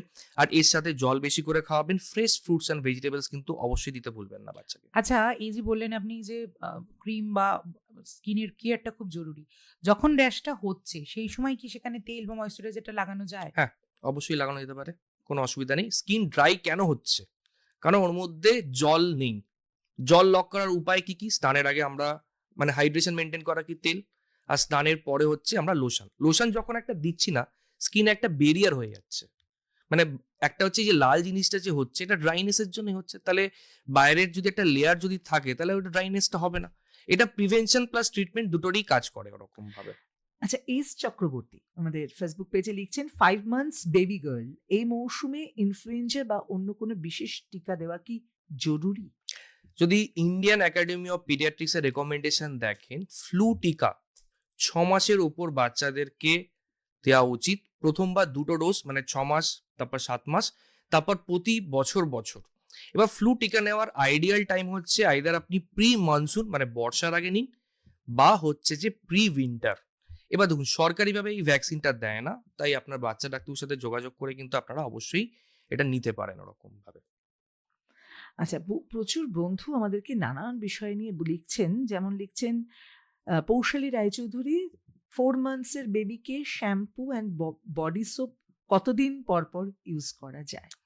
দেখুন 4 মান্থের বেবি মানে হচ্ছে বাচ্চা 6 মাসের নিচে বাচ্চা, ঠিক আছে, ওরা বাড়ি বাইরে তো খুব একটা বেশি যায় না ওরকম ভাবে। তো আপনি লোশন তো প্রতিদিন ইউজ করবেন, স্নান তো প্রতিদিন করাবেন, বডি ওয়াশ সপ্তাহে 2-3 বার করলেই যথেষ্ট। ইভেন শ্যাম্পুও 1-2 বার থেকে 3 বার। এটা ডিপেন্ড করছে, ধরুন কিছু কিছু বাচ্চাদের প্রচন্ড চুল থাকে আর তাদের না প্রচন্ড মাথা দিয়ে স্মেলও আসতে থাকে, তো সেই সব বাচ্চাদেরকে আপনি তোকে বলে 3 বারও সপ্তাহে শ্যাম্পু ইউজ করতে পারে। আর যে বাচ্চা ধরুন অতটা কিছু প্রবলেম নেই তাকে 1-2 বার করুন না। আর এটা কাস্টমাইজ, ইন্ডিভিজুয়ালাইজড, নট জেনারেলাইজড। তো একটু বুঝে শুনে করতে পারেন, বেশি করলে কোনো ক্ষতি নেই।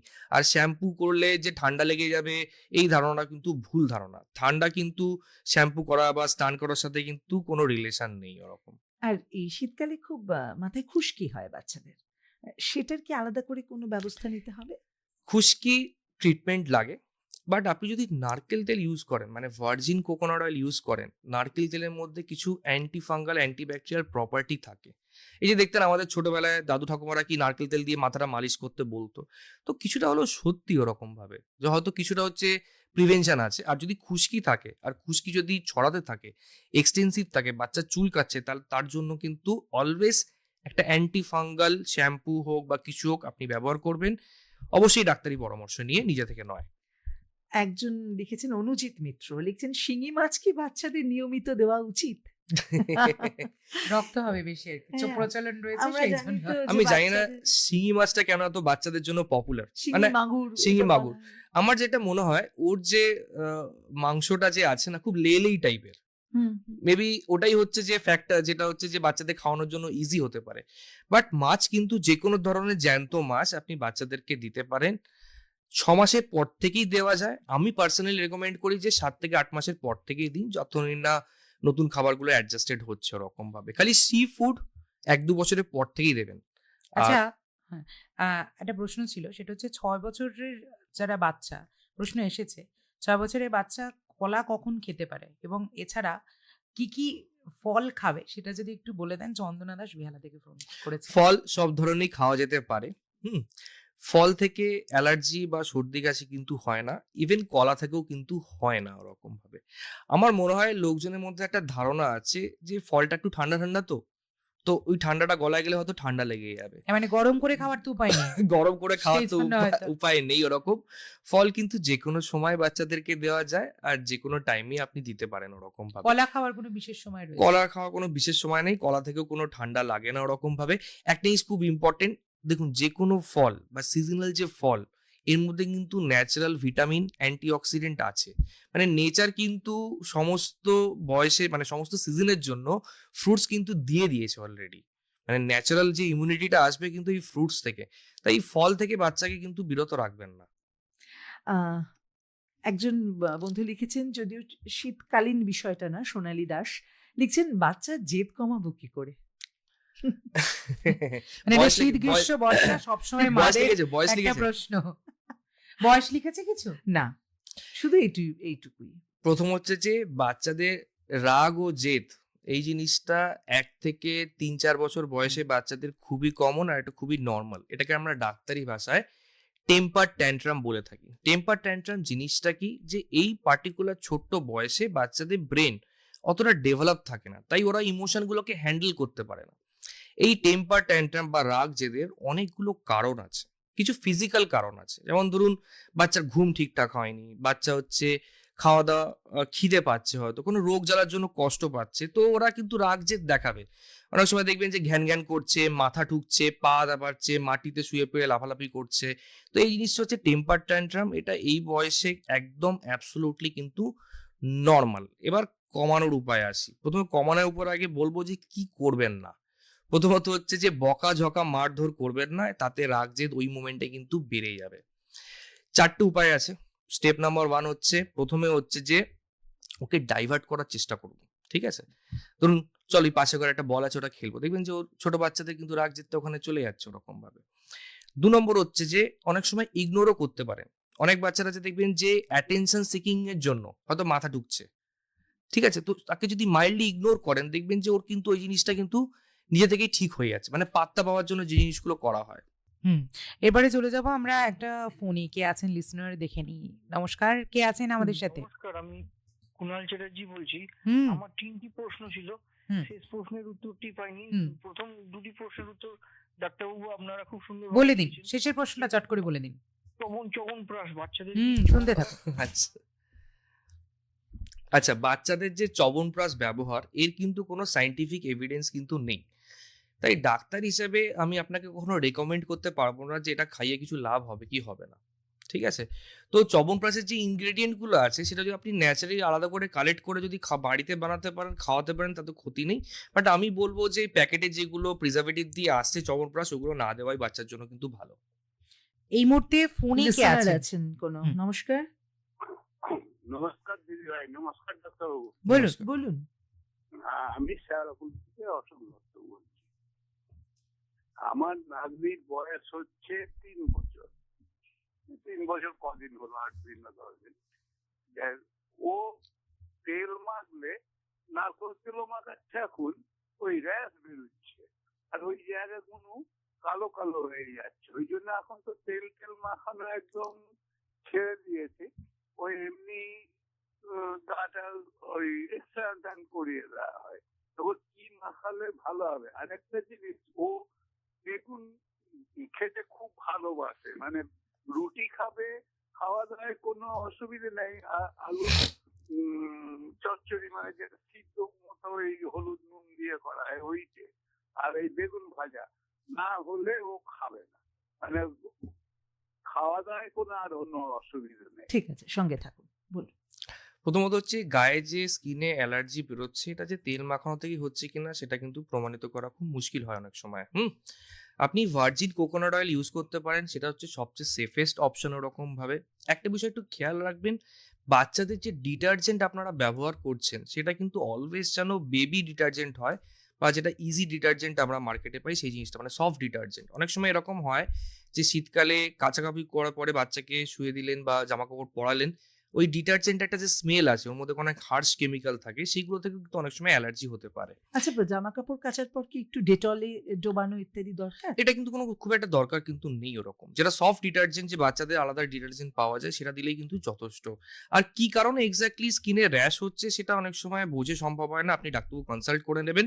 রিগার্ডিং ওনার একটা কোশ্চেন ছিল যে বেগুন খাওয়াতে পারবো কিনা, হ্যাঁ, যেহেতু অ্যালার্জি, যে কোনো অ্যালার্জি থাকার জন্য একটা জিনিস তথ্য বলে দিই, যে আমাদের ভারতবর্ষে food allergy is extremely rare. মানে যে কোনো খাবার থেকে যে অ্যালার্জি হচ্ছে এটা কিন্তু এক্সট্রিমলি রেয়ার। আমরা ভাবি যে গায়ে অ্যালার্জি মানে আমাদের খাবার থেকে হয়েছে, এটা ভুলে যায় অনেক সময়। এনভায়রনমেন্টাল অনেক কিন্তু অ্যালার্জেন্ট আছে, যেটা ধরুন ধুলোবালি হতে পারে, সেটা ডাস্ট হতে পারে, পোলেন্স হতে পারে, ফাঙ্গাস হতে পারে, সেই জিনিসগুলোকে না চিহ্নিত করতে হবে ওরকম। তাই আমার মনে হয় যে ওনার বিষয়টা একটু ইন্ডিভিজুয়ালাইজড কেয়ার হওয়াটা বেশি দরকার। আপনি কাছাকাছি কোনো বাচ্চা ডাক্তারের সাথে অবশ্যই কিন্তু কনসাল্ট করে নেবেন। আচ্ছা, আমাদের প্রচুর প্রচুর প্রশ্ন এসেছে। তার মধ্যে সাইফুদ্দিন শেখ তিনি বলছেন, আমার নাতি খালি মুখে আঙুল দেয়, কি করব? বয়সটা যদিও তিনি বলেননি। প্রথমত হচ্ছে মুখে আঙুল দেওয়া বা থাম সাকিং যদি বলেন, আমি একদম ছোট বয়স থেকেই বলে দিচ্ছি, হ্যাঁ, প্রথম 2-3 মাস মুখে হাত দেওয়া মানে হচ্ছে এটা একটা ফিডিং ক্লুজ। দেখবেন যে চকম চকম করছে, আঙুল চুষছে, তো এটা অ্যাবসলিউটলি নর্মাল।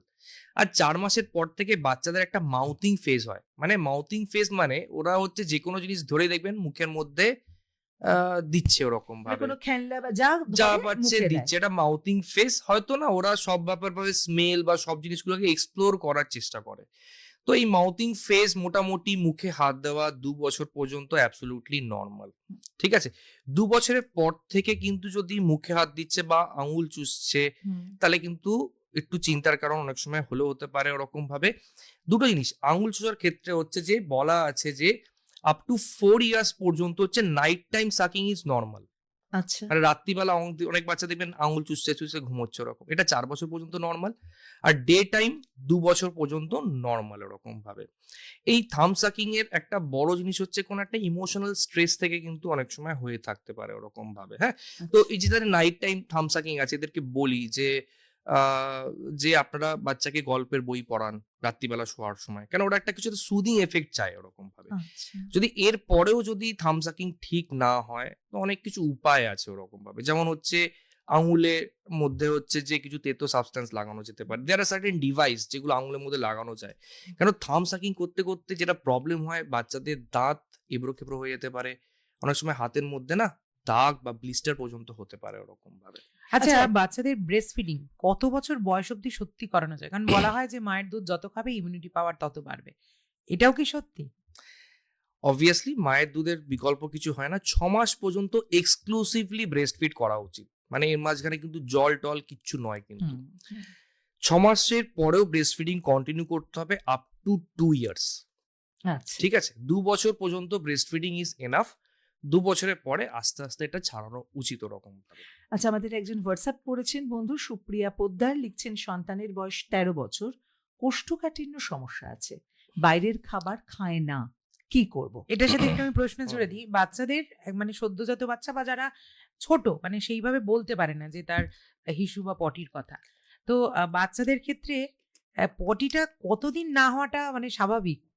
6 মাসের নিচে বাচ্চাদের দিনে 10 বার পটি করাটাও নর্মাল, 10 দিনে একবার পটি করাটাও নর্মাল, যদি বাচ্চার ওয়েট গেইন হচ্ছে, বাকি সবকিছু ঠিকঠাক আছে ওরকম ভাবে। 6 মাসের নিচে বাচ্চাদেরকে যে পটি হচ্ছে না বলে অযথা ভয় পাবেন না। মনে রাখবেন জন্মের পর পর বাচ্চারা কি হয়, খায় আর পটি করে, এটা গ্যাস্ট্রোকোলিক রিফ্লেক্স থাকে একটা, হ্যাঁ।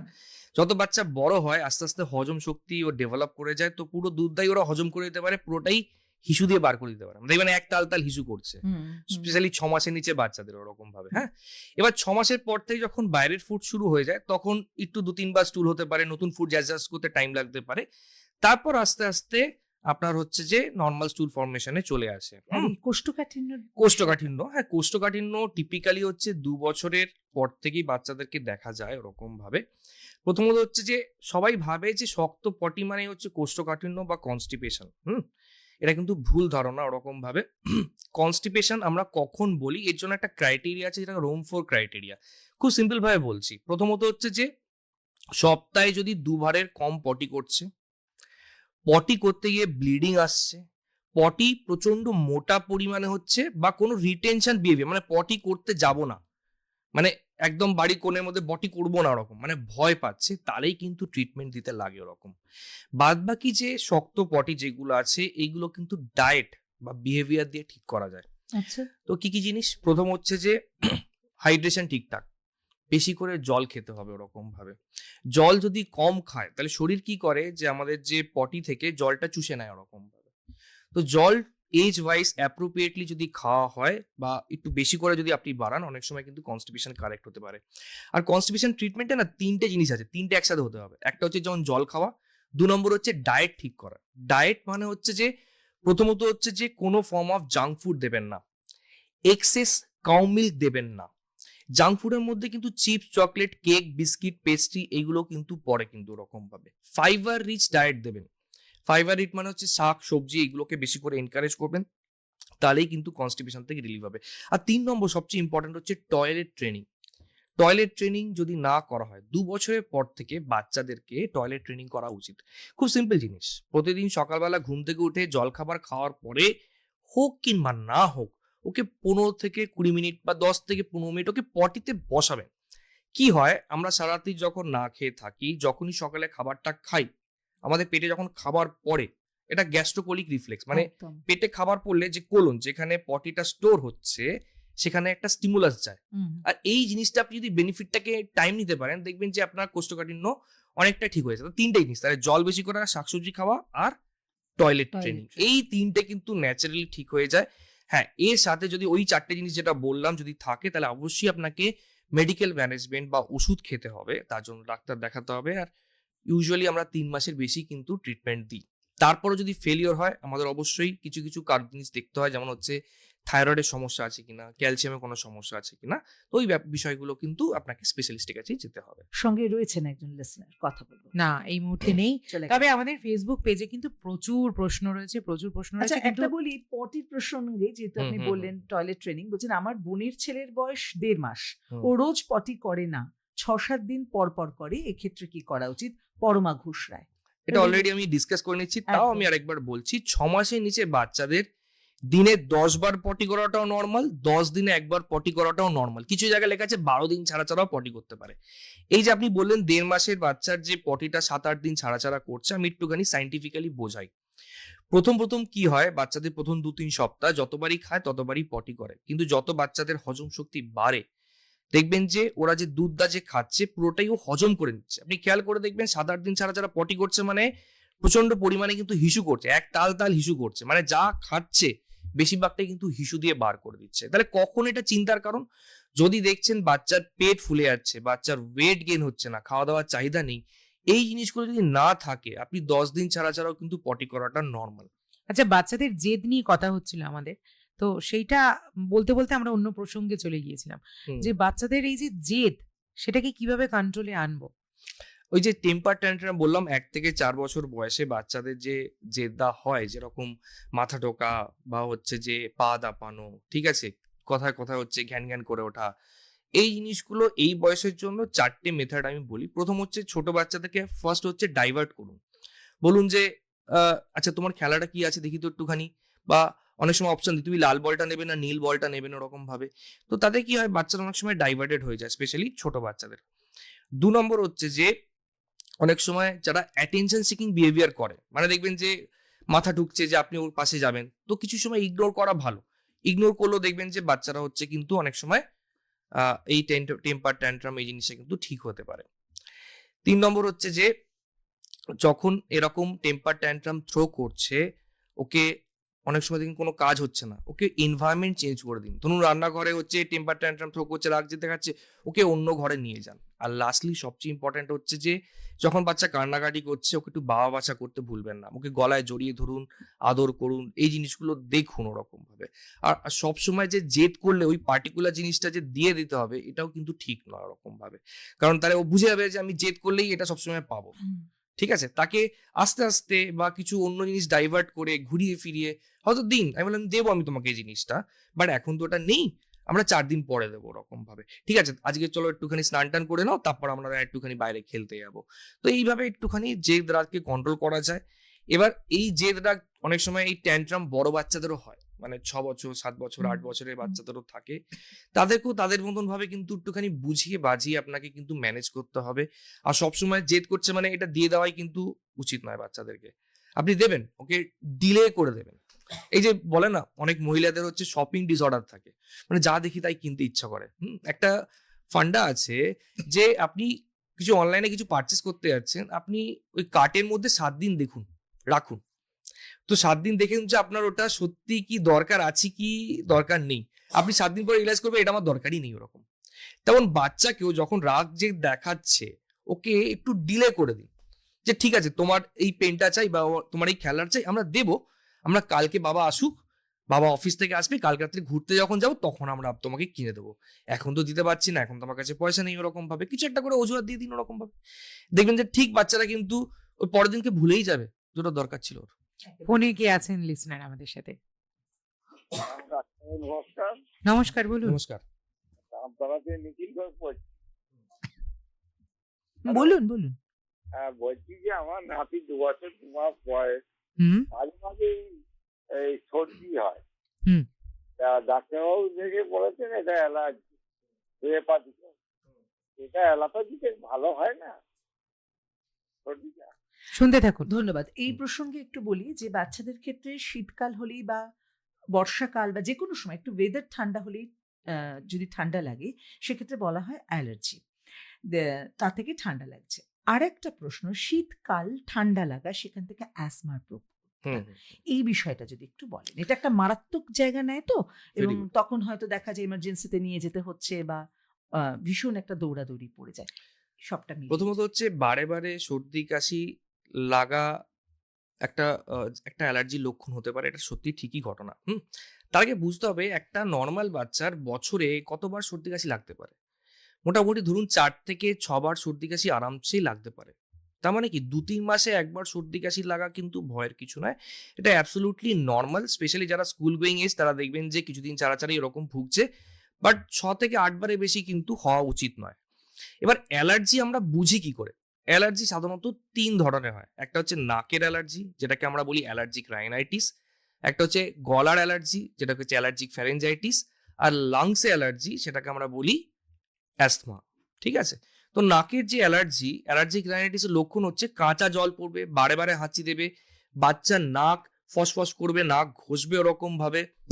গলার যে অ্যালার্জি যেগুলো আছে সেগুলো দেখবেন অনেক সময় খুসখুস করে উঠছে। আর যে শ্বাসনালীর যে অ্যালার্জি আছে সেটাকে যে আমরা অ্যাজমা বলি, অ্যাজমা মানেই কিন্তু সবসময় যে হাঁপানি হবে এর কিন্তু কোনো মানে নেই।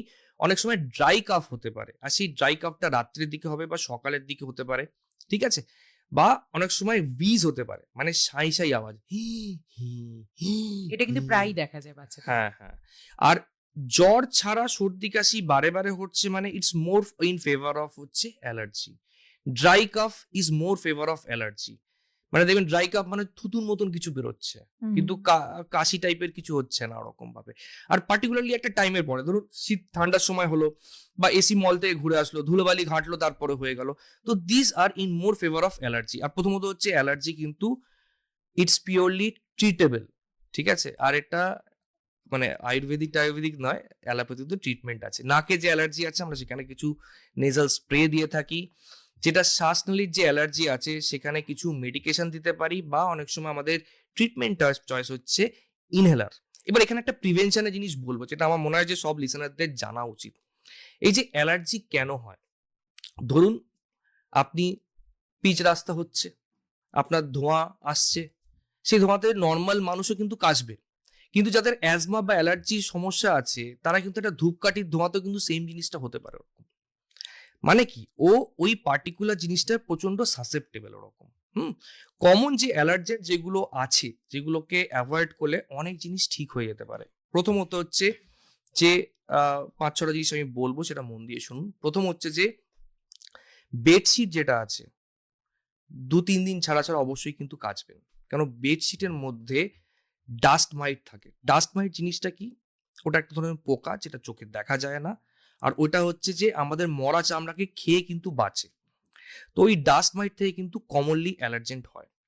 2 নম্বর হচ্ছে যে বাড়ির যে ম্যাট্রেসটা আছে সেটা সপ্তাহে একবার হলেও ওটা কিন্তু রোদে রাখবেন। 3 নম্বর হচ্ছে এখন খুব কমনলি দেখি যে বাড়িতে কিন্তু ড্যাম্প থাকে।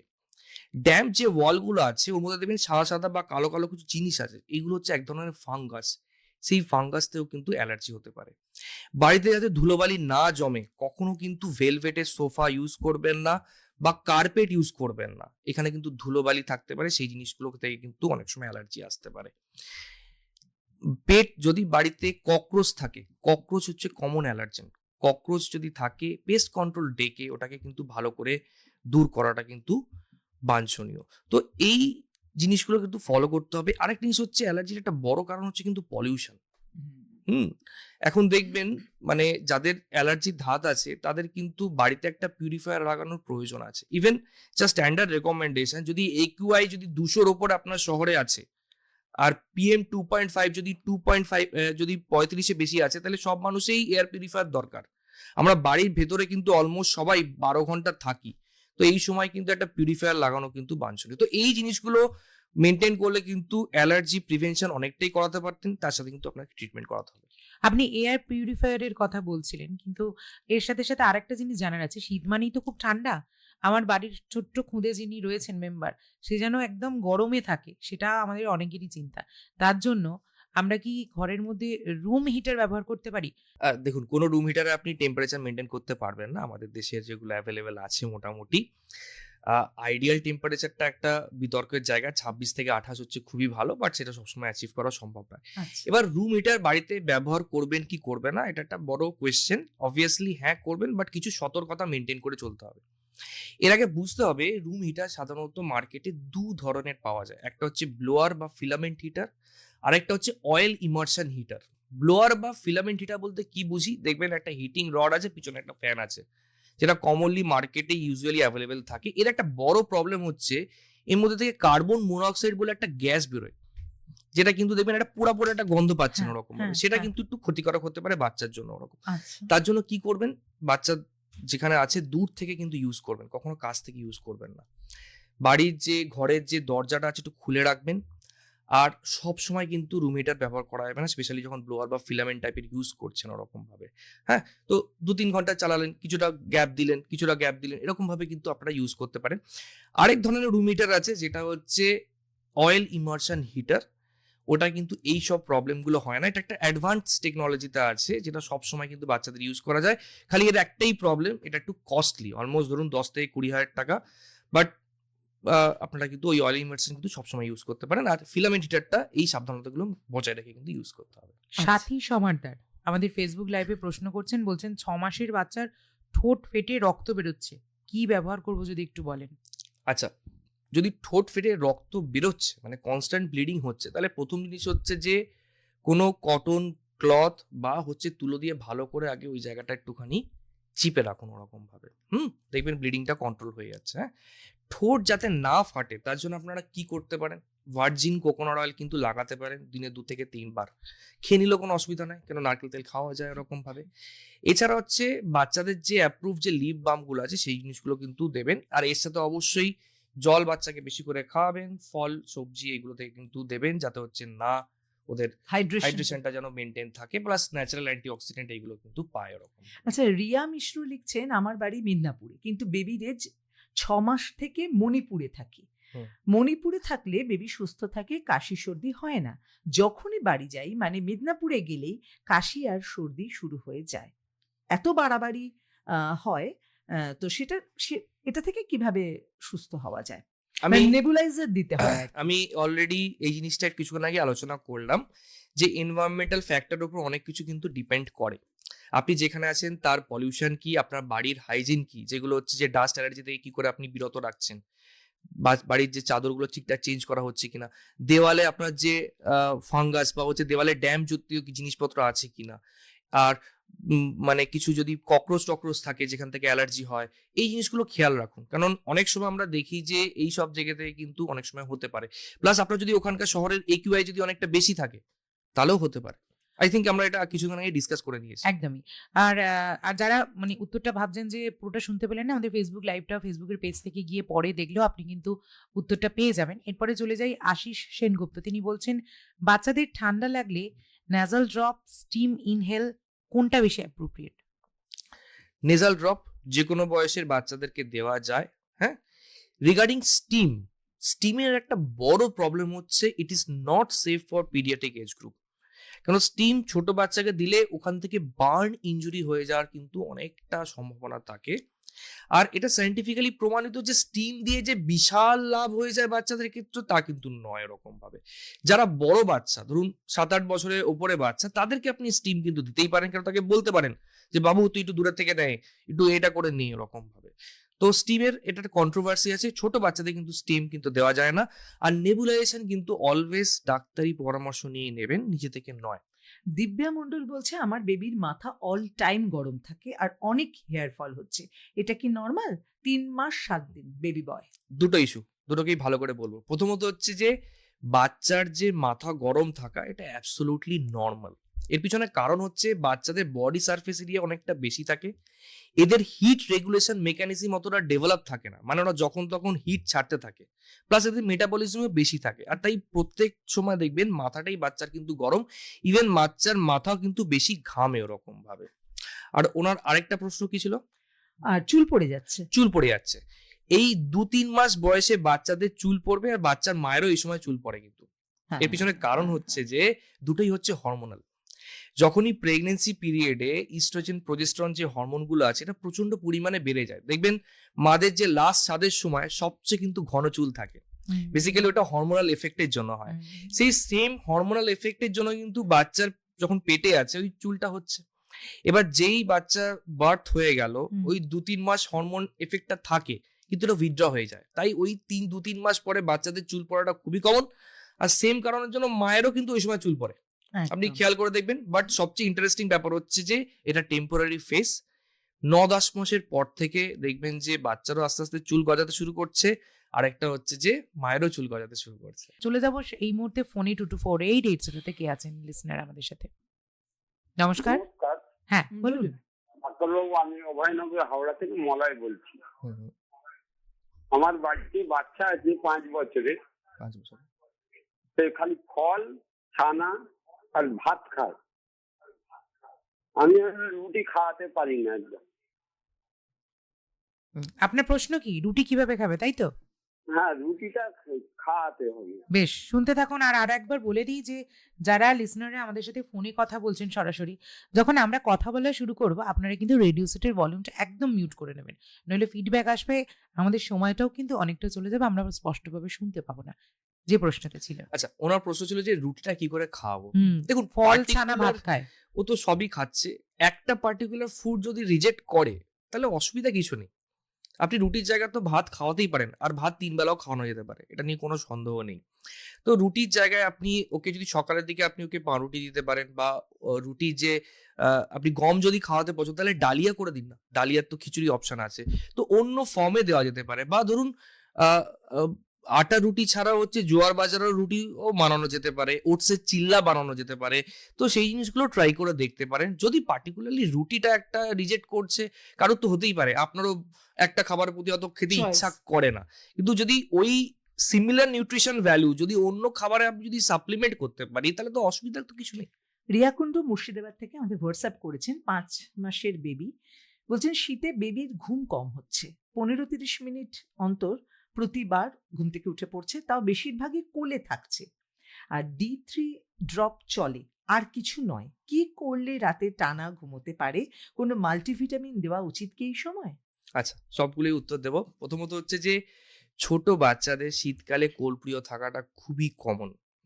কেন, কোলের মধ্যে মায়ের ওয়ার্ম পাচ্ছে, মায়ের স্মেল পাচ্ছে, যারা ব্রেস্ট ফিডিং বাচ্চা থাকে না, নিপিলের চারিপাশে না কিছু ফেরোমোনস বেরোয়, যেগুলো বাচ্চাকে একটা সুদিং এফেক্ট দেয়। ঠিক আছে, তো যখনই আপনি বিছানায় রাখছেন পুরো জিনিসটা চেঞ্জ হয়ে যাচ্ছে, একটু ঠান্ডা পরিবেশ, মায়ের ছোঁয়াটা নেই। ঠিক আছে, তো কি কি করতে পারেন? প্রথমত হচ্ছে যে, যেটা কিছুক্ষণ আগে ডিসকাস করলাম, যদি যদি রুম যদি প্রচন্ড ঠান্ডা থাকে, একটু হিট করে রাখতে পারেন, রুম হিটার ইউজ করতে পারেন। যে বিছানাটা বাচ্চাকে শোয়াচ্ছেন সেই বিছানাটা একটু গরম করে রাখতে পারেন। আর চেষ্টা করুন যে কোলেই ঘুমটা পাড়িয়ে অনেক কিছুক্ষণ 10-15 মিনিট রেখে আস্তে আস্তে বিছানার মধ্যে ট্রান্সফার করুন, আর ওর গায়ের উপর একটা হাত দিয়ে থাকুন কিছুক্ষণ, তাহলে দেখবেন অনেক সময় টানা ঘুমোতে পারে। আমাদের অসংখ্য বন্ধু আজকে এই বিষয়টাই এমন আমাদের হোয়াটসঅ্যাপ করছেন, আমাদের ফেসবুকে যে কত লাইভে প্রশ্ন আসছে তার ঠিক নেই। সত্যি বলতে কি কিছুটা বেছে প্রশ্ন করছি, কারণ অনেক প্রশ্নের প্রশ্নের repeat উত্তর হচ্ছে। হ্যাঁ আমরা আমরা পেয়ে অলরেডি গেছি। সেগুলো নিয়ে আলোচনা হয়ে যাচ্ছে বলে হয়তো বন্ধুরা ভাবছেন যে আমারটা কি হলো, বা এক বন্ধুই বহুবার এক প্রশ্ন লিখছেন। আচ্ছা, এরপরে 2 বছর হ্যাঁ। বয়স, হুম। জয়দীপ কুণ্ডু লিখছেন 2 বছর বয়স, গরুর দুধ খাওয়ানো যাবে? যদি যায় কিভাবে শুরু করব? এটা একটা খুব কমন প্রশ্ন, হ্যাঁ। যে বাচ্চারা যখন 6 মাস পরে বাইরের খাবার খেতে শুরু করে, দুধটা যে খাবে সেটা প্যাকেটজাত দুধ খাবে, না গরুর দুধ খাবে, নাকি পাউডার দুধ খাবে, এইটা নিয়ে আপনি যদি প্রথমত হচ্ছে 1 বছরের নিচে বাচ্চাদের কিন্তু গরুর দুধ ভুল করেও দেবেন না। কারণ গরুর দুধের মধ্যে প্রোটিন অনেক পরিমাণে বেশি থাকে, ওর মধ্যে এসেনশিয়াল ফ্যাটি অ্যাসিড, আয়রনের কিন্তু অভাব থাকে। আর গরুর দুধ থেকে কিন্তু অনেক সময় অ্যালার্জি হতে পারে, যেটাকে আমরা বলি কাউ মিল্ক প্রোটিন অ্যালার্জি। তাই 1 বছরের নিচে বাচ্চাদের কিন্তু গরুর দুধ নয়। এতে কিন্তু হিতে বিপরীত হতে পারে, অনেক সময় জিআই ব্লিডিং হতে পারে, ভমিটিং হতে পারে। 1 বছরের পরে বাচ্চাদেরকে আপনারা গরুর দুধ দিতে পারেন, তার জন্য ডাইলুট করার দরকার নেই। মার্কেটে অ্যাভেলেবেল প্যাকেটের দুধও দিতে পারেন, বা হচ্ছে এমনি গরুর গোয়ালা থেকে দুধ ফুটিয়ে কিন্তু বাচ্চাদেরকে জাল দিয়ে দিতে পারেন।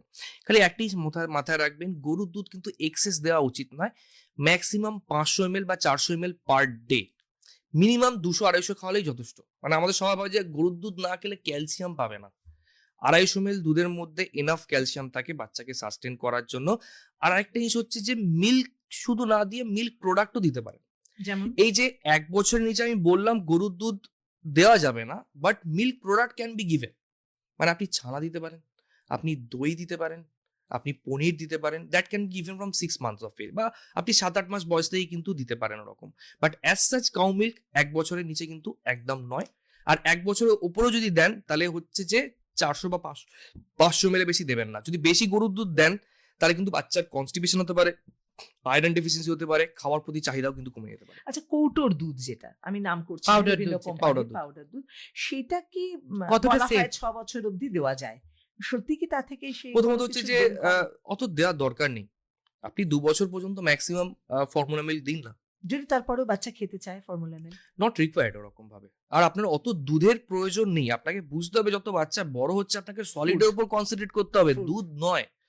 লিকুইড দিলে কিন্তু পেট তাড়াতাড়ি ভরে যাবে, বাচ্চা কিন্তু পুষ্টি পাবে না। ওই জন্য বললাম না, ম্যাক্সিমাম 500 ml আপনি দুধ দিন।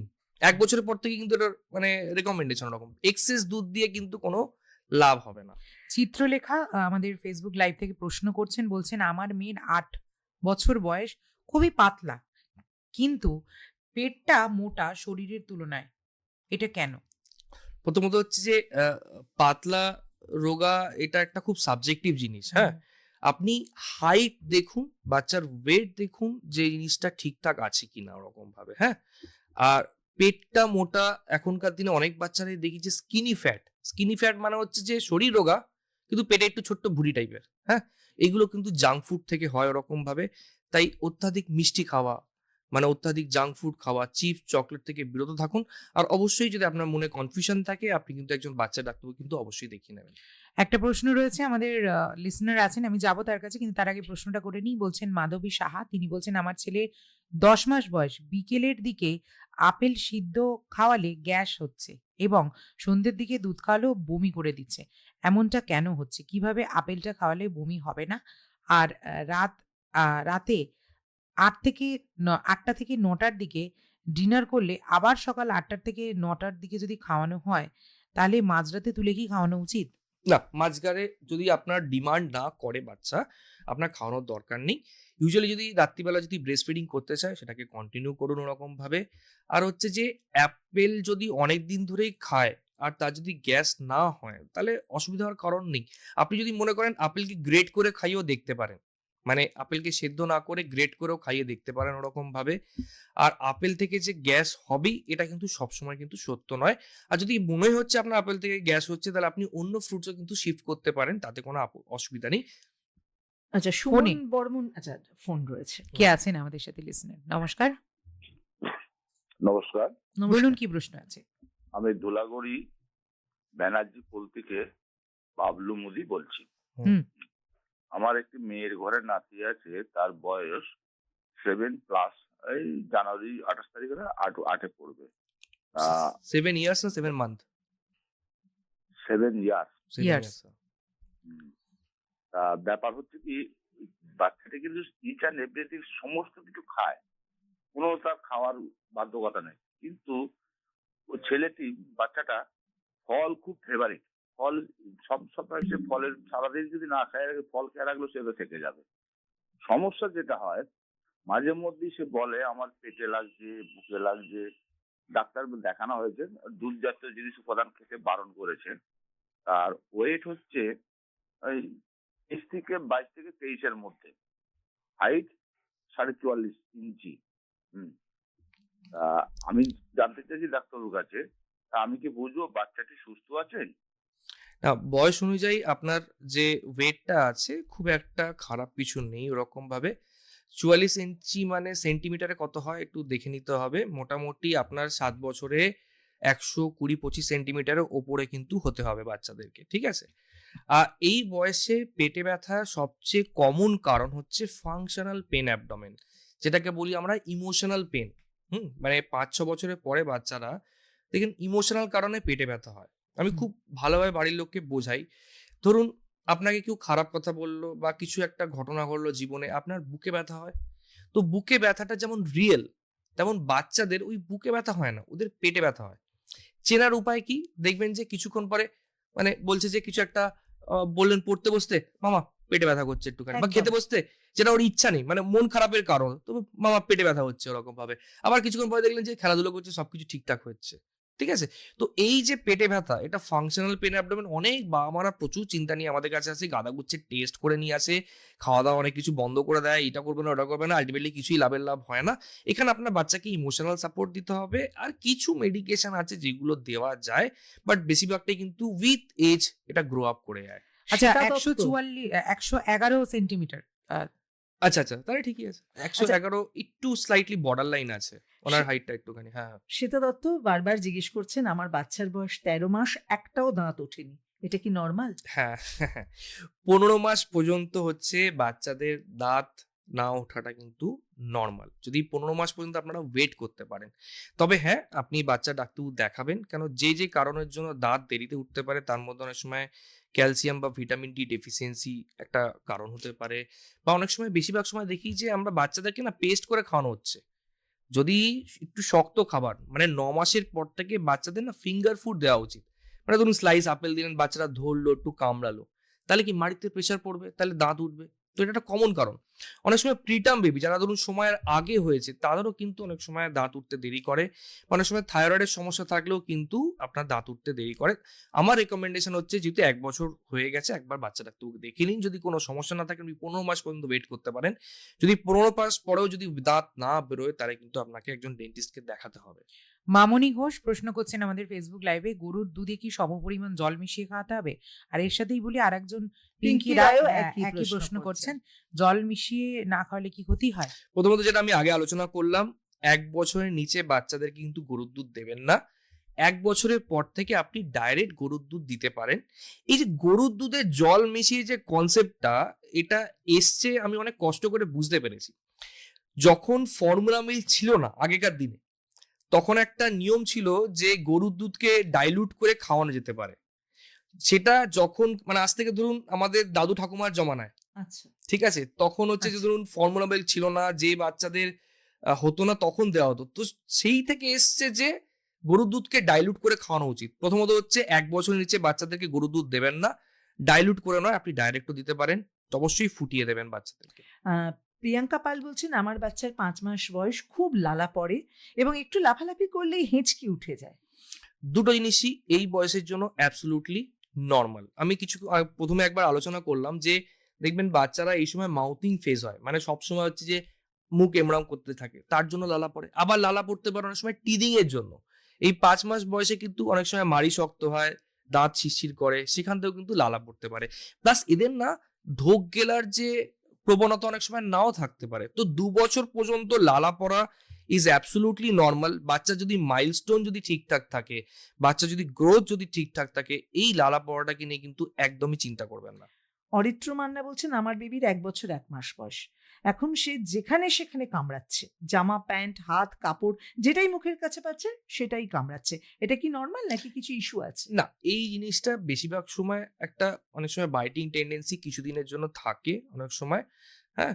তবে ওর যদি বাকি সবকিছু ঠিক থাকে, মানে ওর ডেভেলপমেন্টাল মাইলস্টোন ঠিক থাকে, ইশারায় কথা বলতে পারছে, তখন কিন্তু এই জিনিসগুলো বেশিরভাগ সময় নর্মাল। তবে যদি এটা বেশি দিন পারসিস্ট করে, তাহলে কিন্তু অবশ্যই আপনি বাচ্চা ডাক্তারকে দেখাবেন, তার প্রয়োজন আছে। দিব্যা Clinical মন্ডল আমাদের ফেসবুক লাইভে প্রশ্ন করছেন, বলছেন আমার বেবি ফর্মুলা মিল্ক খায়, সব নর্মাল, কোনো প্রবলেম হয় না, বাট রাতে যখন 4-5 ঘন্টার গ্যাপ হয়, মানে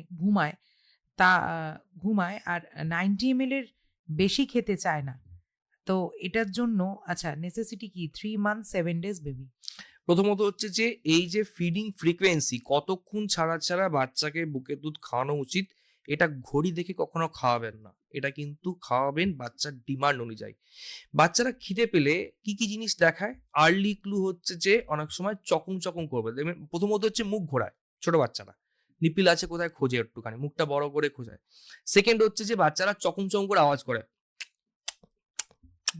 আটটু খিদে পেলে কি করে, আঙুল চষে বা এরকম করে। তো এই ফিডিং ক্লুজ দেখে বাচ্চাকে কিন্তু খাওয়ানোর প্রয়োজন আছে, নট লাইক ক্লক। আরেকটা জিনিস হচ্ছে বাচ্চারা যখন ঘুমিয়ে পড়ে, ইভেন আমরাও যখন ঘুমিয়ে থাকি, আমরা 8-10 ঘন্টা যে ঘুমাই, আমাদের কি খিদে পায় না, কারণ আমাদের মেটাবলিজম স্লো হয়ে যায়। আর বাচ্চাদের যেমন আমাদের লিভারের মধ্যে গ্লাইকোজেন স্টোর থাকে, বাচ্চাদেরও স্টোর থাকে। খুব ছোট বাচ্চা ধরুন 10-15 দিনের বাচ্চারা 2 ঘন্টা 3 ঘন্টা ছাড়া খাওয়া হলে কিন্তু রাত্রিবেলা কিন্তু এই 3-4 মাস বয়স থেকে কিন্তু অনেক সময় গ্যাপিংটা বেড়ে যেতে পারে। তো যদি বাচ্চা ডিমান্ড না করে, আপনাকে খাওয়ানোর দরকার নেই। অনেক বন্ধুই প্রশ্ন করেছেন ভিটামিন D3 নিয়ে, কতদিন খাওয়ানো উচিত? ভিটামিন ডি যা রেকমেন্ডেশন আছে 1 বছর পর্যন্ত আপনাকে খাওয়াতে হবে, আর সারাদিনে 400 ইন্টারন্যাশনাল ইউনিট, ঠিক আছে, আইইউ পার ডে, ওরকম ভাবে। এটা জন্মের পরপর থেকে অ্যাটলিস্ট 1 ইয়ার্স পর্যন্ত ওরকম ভাবে। আচ্ছা, আর এর সাথে মাল্টিভিটামিন কি কিছু চলে? এই মাল্টিভিটামিন কোনো অ্যাজ সাচ রেকমেন্ডেশন নেই যে আপনাকে বাচ্চাকে দিতে হবে। অনেক সময় আমাদের কাছে পেশেন্টরা এসে বলে ডাক্তার এটা ভিটামিন দিই, তাই আমরা দিই। কিন্তু যেটা নতুন একটা জিনিস যেটা এসছে ফর ফিউ ইয়ার্স, 4 মাস বয়স থেকে কিন্তু আয়রন দেওয়া উচিত। হ্যাঁ। এই আয়রনটা দেওয়ার দরকার এটা হচ্ছে যে বাচ্চার ব্রেন ডেভেলপমেন্টের জন্য আয়রন ইজ ভেরি ইম্পর্টেন্ট। কত বয়স অবধি? এটা এক্স্যাক্টলি আপার লিমিটটা লেখা নেই, বলা আছে যতদিন আয়রন রিচ ডায়েটে চলে যাচ্ছে। But first 2 years of life বাচ্চাদের যে ব্রেন ডেভেলপমেন্টের জন্য আয়রন খুবই ইম্পর্টেন্ট। ইভেন এটাও বলা আছে যে 2 বছরের নিচে যদি আয়রন ডেফিসিয়েন্সি থাকে, তাহলে যেই ব্রেন ড্যামেজটা হয় এটা অনেক সময় পার্মানেন্ট কগনিটিভ ইম্পায়ারমেন্ট হতে পারে। তাই আয়রন নিয়ে দেখবেন প্রচন্ড ভাবে এখন পুরো মানে পৃথিবী এখন অবসেসড হয়ে আছে। অনেক বন্ধু আমাদের ফেসবুক লাইভে জানতেই চাইছেন শুধু আয়রন নিয়ে বলার জন্য, আয়রন নিয়ে বলার জন্য। একদমই। ঠিক আছে। আরেকটা প্রশ্ন, যে এই যে সবকিছু মুখে দেওয়া কামড়ানো যা হাতে পাচ্ছে, এইটার অনেকের প্রশ্ন, তার বেবি 3 বছর বয়স, কারোর বেবি 6 বছর বয়স, কিন্তু একইভাবে সবকিছু মুখে দিচ্ছে। ওই যে আমি কামড়াচ্ছে। বললাম যে আপনার 4 মাস বয়সের পর থেকেই বাচ্চাদের একটা মাউথিং ফেজ স্টার্ট হয়। সেটা কি 6 বছর, না, 5 এটা বছর? 1 বছর 1.5 বছরের মধ্যেই চলে যায় ওরকম ভাবে। ঠিক আছে, তারপরে যদি 2 বছরের উপর যদি বাচ্চা কামড়াচ্ছে, তাহলে this is definitely not normal. আপনাকে একটা ইভ্যালুয়েশন করতে হবে যে কেন বাচ্চাটার কি অসুবিধা আছে, ওয়েদার কিছু বিহেভিয়ারাল ইস্যু হচ্ছে বা কোনো আয়রন ডেফিসিয়েন্সি হচ্ছে। এই আয়রন ডেফিসিয়েন্সি নিয়ে একটা যখন অনেকেই জানতে চাইছে, এটা বলে দিই। অনেক সময় খেয়াল করে দেখবেন 2 বছরের ওপরে বাচ্চারা অনেক সময় মাটি খাচ্ছে, দেওয়াল চাটছে, পেন্সিল নিপ খাচ্ছে বা ইনঅ্যানিমেট অবজেক্ট এগুলো দিচ্ছে, অনেক সময় আইস খাচ্ছে। এই জিনিসটাকে আমরা ডাক্তারি ভাষায় পাইকা বলি, মানে PICA। এটা হচ্ছে আয়রন ডেফিসিয়েন্সি একটা ক্লিনিক্যাল সিমটম। এই ক্ষেত্রে কিন্তু আয়রন একটা থেরাপিউটিক ডোজে দিলে ম্যাজিকের মতন এটা ঠিক হয়ে যায়। তো এটা সবার জানা উচিত। এই জিনিসটা আবার প্রেগনেন্সিতেও হয়। প্রেগনেন্সিতে অনেকে মাটি খাওয়ার ক্রেভিংস আছে, আইস খাওয়ার ক্রেভিংস আছে, এখনকার দিনে আর মাটি আর খায় না পায় না বলে ভাঁড় খায়, ভাঁড় খায়, চপ। এরকম খায়। হ্যাঁ। তো এটাও কিন্তু একটা আয়রন ডেফিসিয়েন্সি একটা ইম্পর্টেন্ট জিনিস, ঠিক আছে। আচ্ছা, অনেক বাচ্চাদের দেখা যায় একটুতেই খুব বমি করে, একটু কিছু খাওয়ালেই বমি করে দিচ্ছে, বা কোনো কিছু হলেই খুব বমির একটা টেন্ডেন্সি থাকে, সেইটা কি করা যায়? প্রশ্ন প্রথমত আছে হচ্ছে আমাদের যে ফেসবুক লাইভে। হ্যাঁ, এটা খুবই মানে ইম্পর্টেন্ট নাক প্রশ্ন। মুখ দিয়ে বমি বেরোচ্ছে এরকম ভাবে প্রশ্ন। দেখুন, সবচেয়ে ইম্পর্টেন্ট হচ্ছে মাইন্ডফুল ইটিং। এখনকার দিনে প্রবলেম হচ্ছে মাদের হচ্ছে একটা মোবাইল ধরিয়ে দেবে, এই দিক দিয়ে চামচ দিয়ে ঠোসা হচ্ছে। তো বাচ্চা মোবাইলেই ইন্টারেস্টেড আছে, খাওয়াতে কিন্তু ইন্টারেস্টেড নয়। যতক্ষণ না কোনো জিনিস ভালোবেসে কেউ খাবে, সেটা কিন্তু বাচ্চারা বমি করবে। ভেবে দেখুন না, আপনার মানে মাদের বা বাবাদের বলছি, যদি চোখ বন্ধ করে দেওয়া হয় যে আপনাকে মুখে কেউ খাইয়ে দিচ্ছে, হাউ উইল ইউ ফিল? মনে হবে আপনাকে কেউ ফোর্স করা হচ্ছে, আপনার সেটা কখনোই হজম হবে না। তো মাইল্ডফুল ইটিং এ এনকারেজ করুন। যখন বাচ্চার বয়স 7-8 মাস বা 9 মাস যখন হয়ে যাচ্ছে, ওকে কিছু কিছু ফিঙ্গার ফুড দিন, যেটাকে ও ধরুক। অনেক সময় হাত দিয়ে ঘাঁট টাওয়ানো কিন্তু একটা অ্যাক্টিভিটি, তাহলে ওর কিন্তু খাওয়ার প্রতি ইচ্ছা আসবে। আমি সবাইকে বলি যে যখন আপনি খাচ্ছেন, আপনার পাশে বাচ্চাকে বসিয়ে নিন, যদি হাই চেয়ার থাকে খুবই ভালো। ও যে দেখছে খাওয়া হচ্ছে, ওই যে করছে খাওয়া হচ্ছে, এতে কিন্তু খাওয়ার প্রতি আগ্রহ আসে। এই যে যত ফোর্স ফিডিং হয় বা হচ্ছে যে ডাইভারশন দিয়ে খাওয়ানো হচ্ছে, এখানেই কিন্তু গলায় আটকার সম্ভাবনা থাকে, এখানেই কিন্তু বমির সম্ভাবনা থাকে। আমার মনে হয় এই জিনিসগুলোকে একটুখানি অ্যাভয়েড করলে যথেষ্ট ঠিক হয়ে যাবে। রিকা সময় ব্যানার্জি খুব কিন্তু, কম। হ্যাঁ, রিকা তো ব্যানার্জি এই কিন্তু- প্রশ্নই করেছিলেন, আমি জানি আপনি একটু পেয়ে কৃমি গেছেন। কৃমি নিয়ে একটু ছোট্ট করে, সময় খুব কম, অনেকেই জানতে চাইছেন যে কৃমির ওষুধ কতদিন অন্তর খাওয়া উচিত বা নিয়ন্ত্রণের জন্য কি করবে। আচ্ছা, প্রথমত হচ্ছে যে সংক্ষেপে বলতে হবে না, সময় কম, শুভ। কৃমির ওষুধ গভর্নমেন্ট অফ ইন্ডিয়া গাইডলাইনে লেখা আছে যে 1 বছরের পর থেকে প্রতি 6 মাস ছাড়া ছাড়া দেওয়া উচিত, ঠিক আছে। আর এর যে ডোজ আছে, এখানে আমরা অ্যালবেন্ডাজল বলে ওষুধ দিই। অ্যালবেন্ডাজল আপনার হচ্ছে ট্যাবলেট ফর্মে পাওয়া যায় আর সিরাপ ফর্মে পাওয়া যায়। যে ট্যাবলেট যেটা আছে 400 হাফ করলে আপনি 1 থেকে 2 বছরে হাফ করে দেবেন, তার 14 দিন পরে আরেকটা দেবেন। আর যদি সিরাপও থাকে সেম জিনিস, আপনি হাফ সিরাপ খাওয়ালেন আর 14 দিন পরে আবার দিলেন। আর যদি 2 বছরের ওপরে হয় তাহলে ফুল ডোজ দিতে হবে, মানে আপনাকে 400 মিলিগ্রাম, মানে গোটা ট্যাবলেট বা গোটা শিশি আপনাকে দিতে হবে 14 দিন গ্যাপের মাঝখানে। কৃমি নিয়ে অনেকের অনেক প্রশ্ন থাকতে পারে যে সবসময় দেবো কি দেবো। এটা গভর্নমেন্ট অফ ইন্ডিয়া গাইডলাইন হচ্ছে 6 মাস অন্তর অন্তর দেওয়া, বাট আমি পার্সোনালি রেকমেন্ড করি যদি কৃমির জন্য কোনো সিমটম থাকে তাহলে কিন্তু আপনাকে দিতে হবে। কি কি সিমটম? ডেফিনিটিভ সিমটম হচ্ছে যে আপনার যদি কৃমি দেখতে পাচ্ছেন, পায়খানার দ্বারা চুলকাচ্ছে, অনেক সময় বারে বারে হিসু করাও কিন্তু অনেক সময় হতে পারে। এছাড়া অনেক নন স্পেসিফিক সিমটম আছে, যেমন হচ্ছে যে খাওয়া দাওয়ার চাহিদা কমে গেছে। তো এই জিনিসগুলো কিন্তু কৃমির লক্ষণ হতে পারে। বলে দিই যে সময় আর একদম আমাদের কাছে নেই। আমাদের 19K ভিউ রয়েছে আমাদের দুটো পেজ মিলিয়ে। আমাদের ফেসবুক লাইভে এতক্ষণ ছিলেন আমাদের লিসেনাররা, এবং শুধু তো লিসেনার না, আমাদের কাছে এখন বলা যায় অডিয়েন্সরাও আর কি। আমাদের সাথে এতক্ষণ ছিলেন ডক্টর অর্পণ সাহা, কনসালটেন্ট পেডিয়াট্রিশিয়ান এবং নিউনাটোলজিস্ট। আর সময় যেহেতু খুব বেশি নেই, একদম খুব ছোট্ট করে কয়েক সেকেন্ডের মধ্যে একটা টেক হোম মেসেজ যে বাচ্চার যত্ন কিভাবে নিচ্ছি বা নেব শীতকালে। শীতকালে। বাচ্চাদের যত্ন শীতকালে হচ্ছে যে প্রতিদিন অবশ্যই স্নান করাবেন, যেটা আমি বললাম। তেল সাবান শ্যাম্পু অলরেডি ডিসকাসড। অবশ্যই বাচ্চাদেরকে ফল বা হাইড্রেশন কিন্তু মেনটেন করবেন, মানে জল বেশি করে খাওয়াবেন। বাড়ির বাইরে একটুখানি বাচ্চাকে নিয়ে যাবেন যাতে ভিটামিন ডি পায় বা রোদ খায়। এই সিম্পল টিপস গুলো মেনে চললে আমার মনে হয় না কোনো অসুবিধা হবে। অনেক এই ধন্যবাদ। বলেই আমি জানি প্রচুর প্রশ্ন কিন্তু আমাদের ফেসবুক লাইভে রয়ে ছিল, গেছে। আমাদের ফোনও ব্লিঙ্ক করছিল, কিন্তু আমরা সব প্রশ্ন নিতে পারি না, কারণ আমাদের সময়ের একটা চোখ রাঙানি থাকেই। ভবিষ্যতে নিশ্চয়ই আমরা ডাক্তারবাবুর সঙ্গে আবারও এই বিষয় নিয়ে বসবো।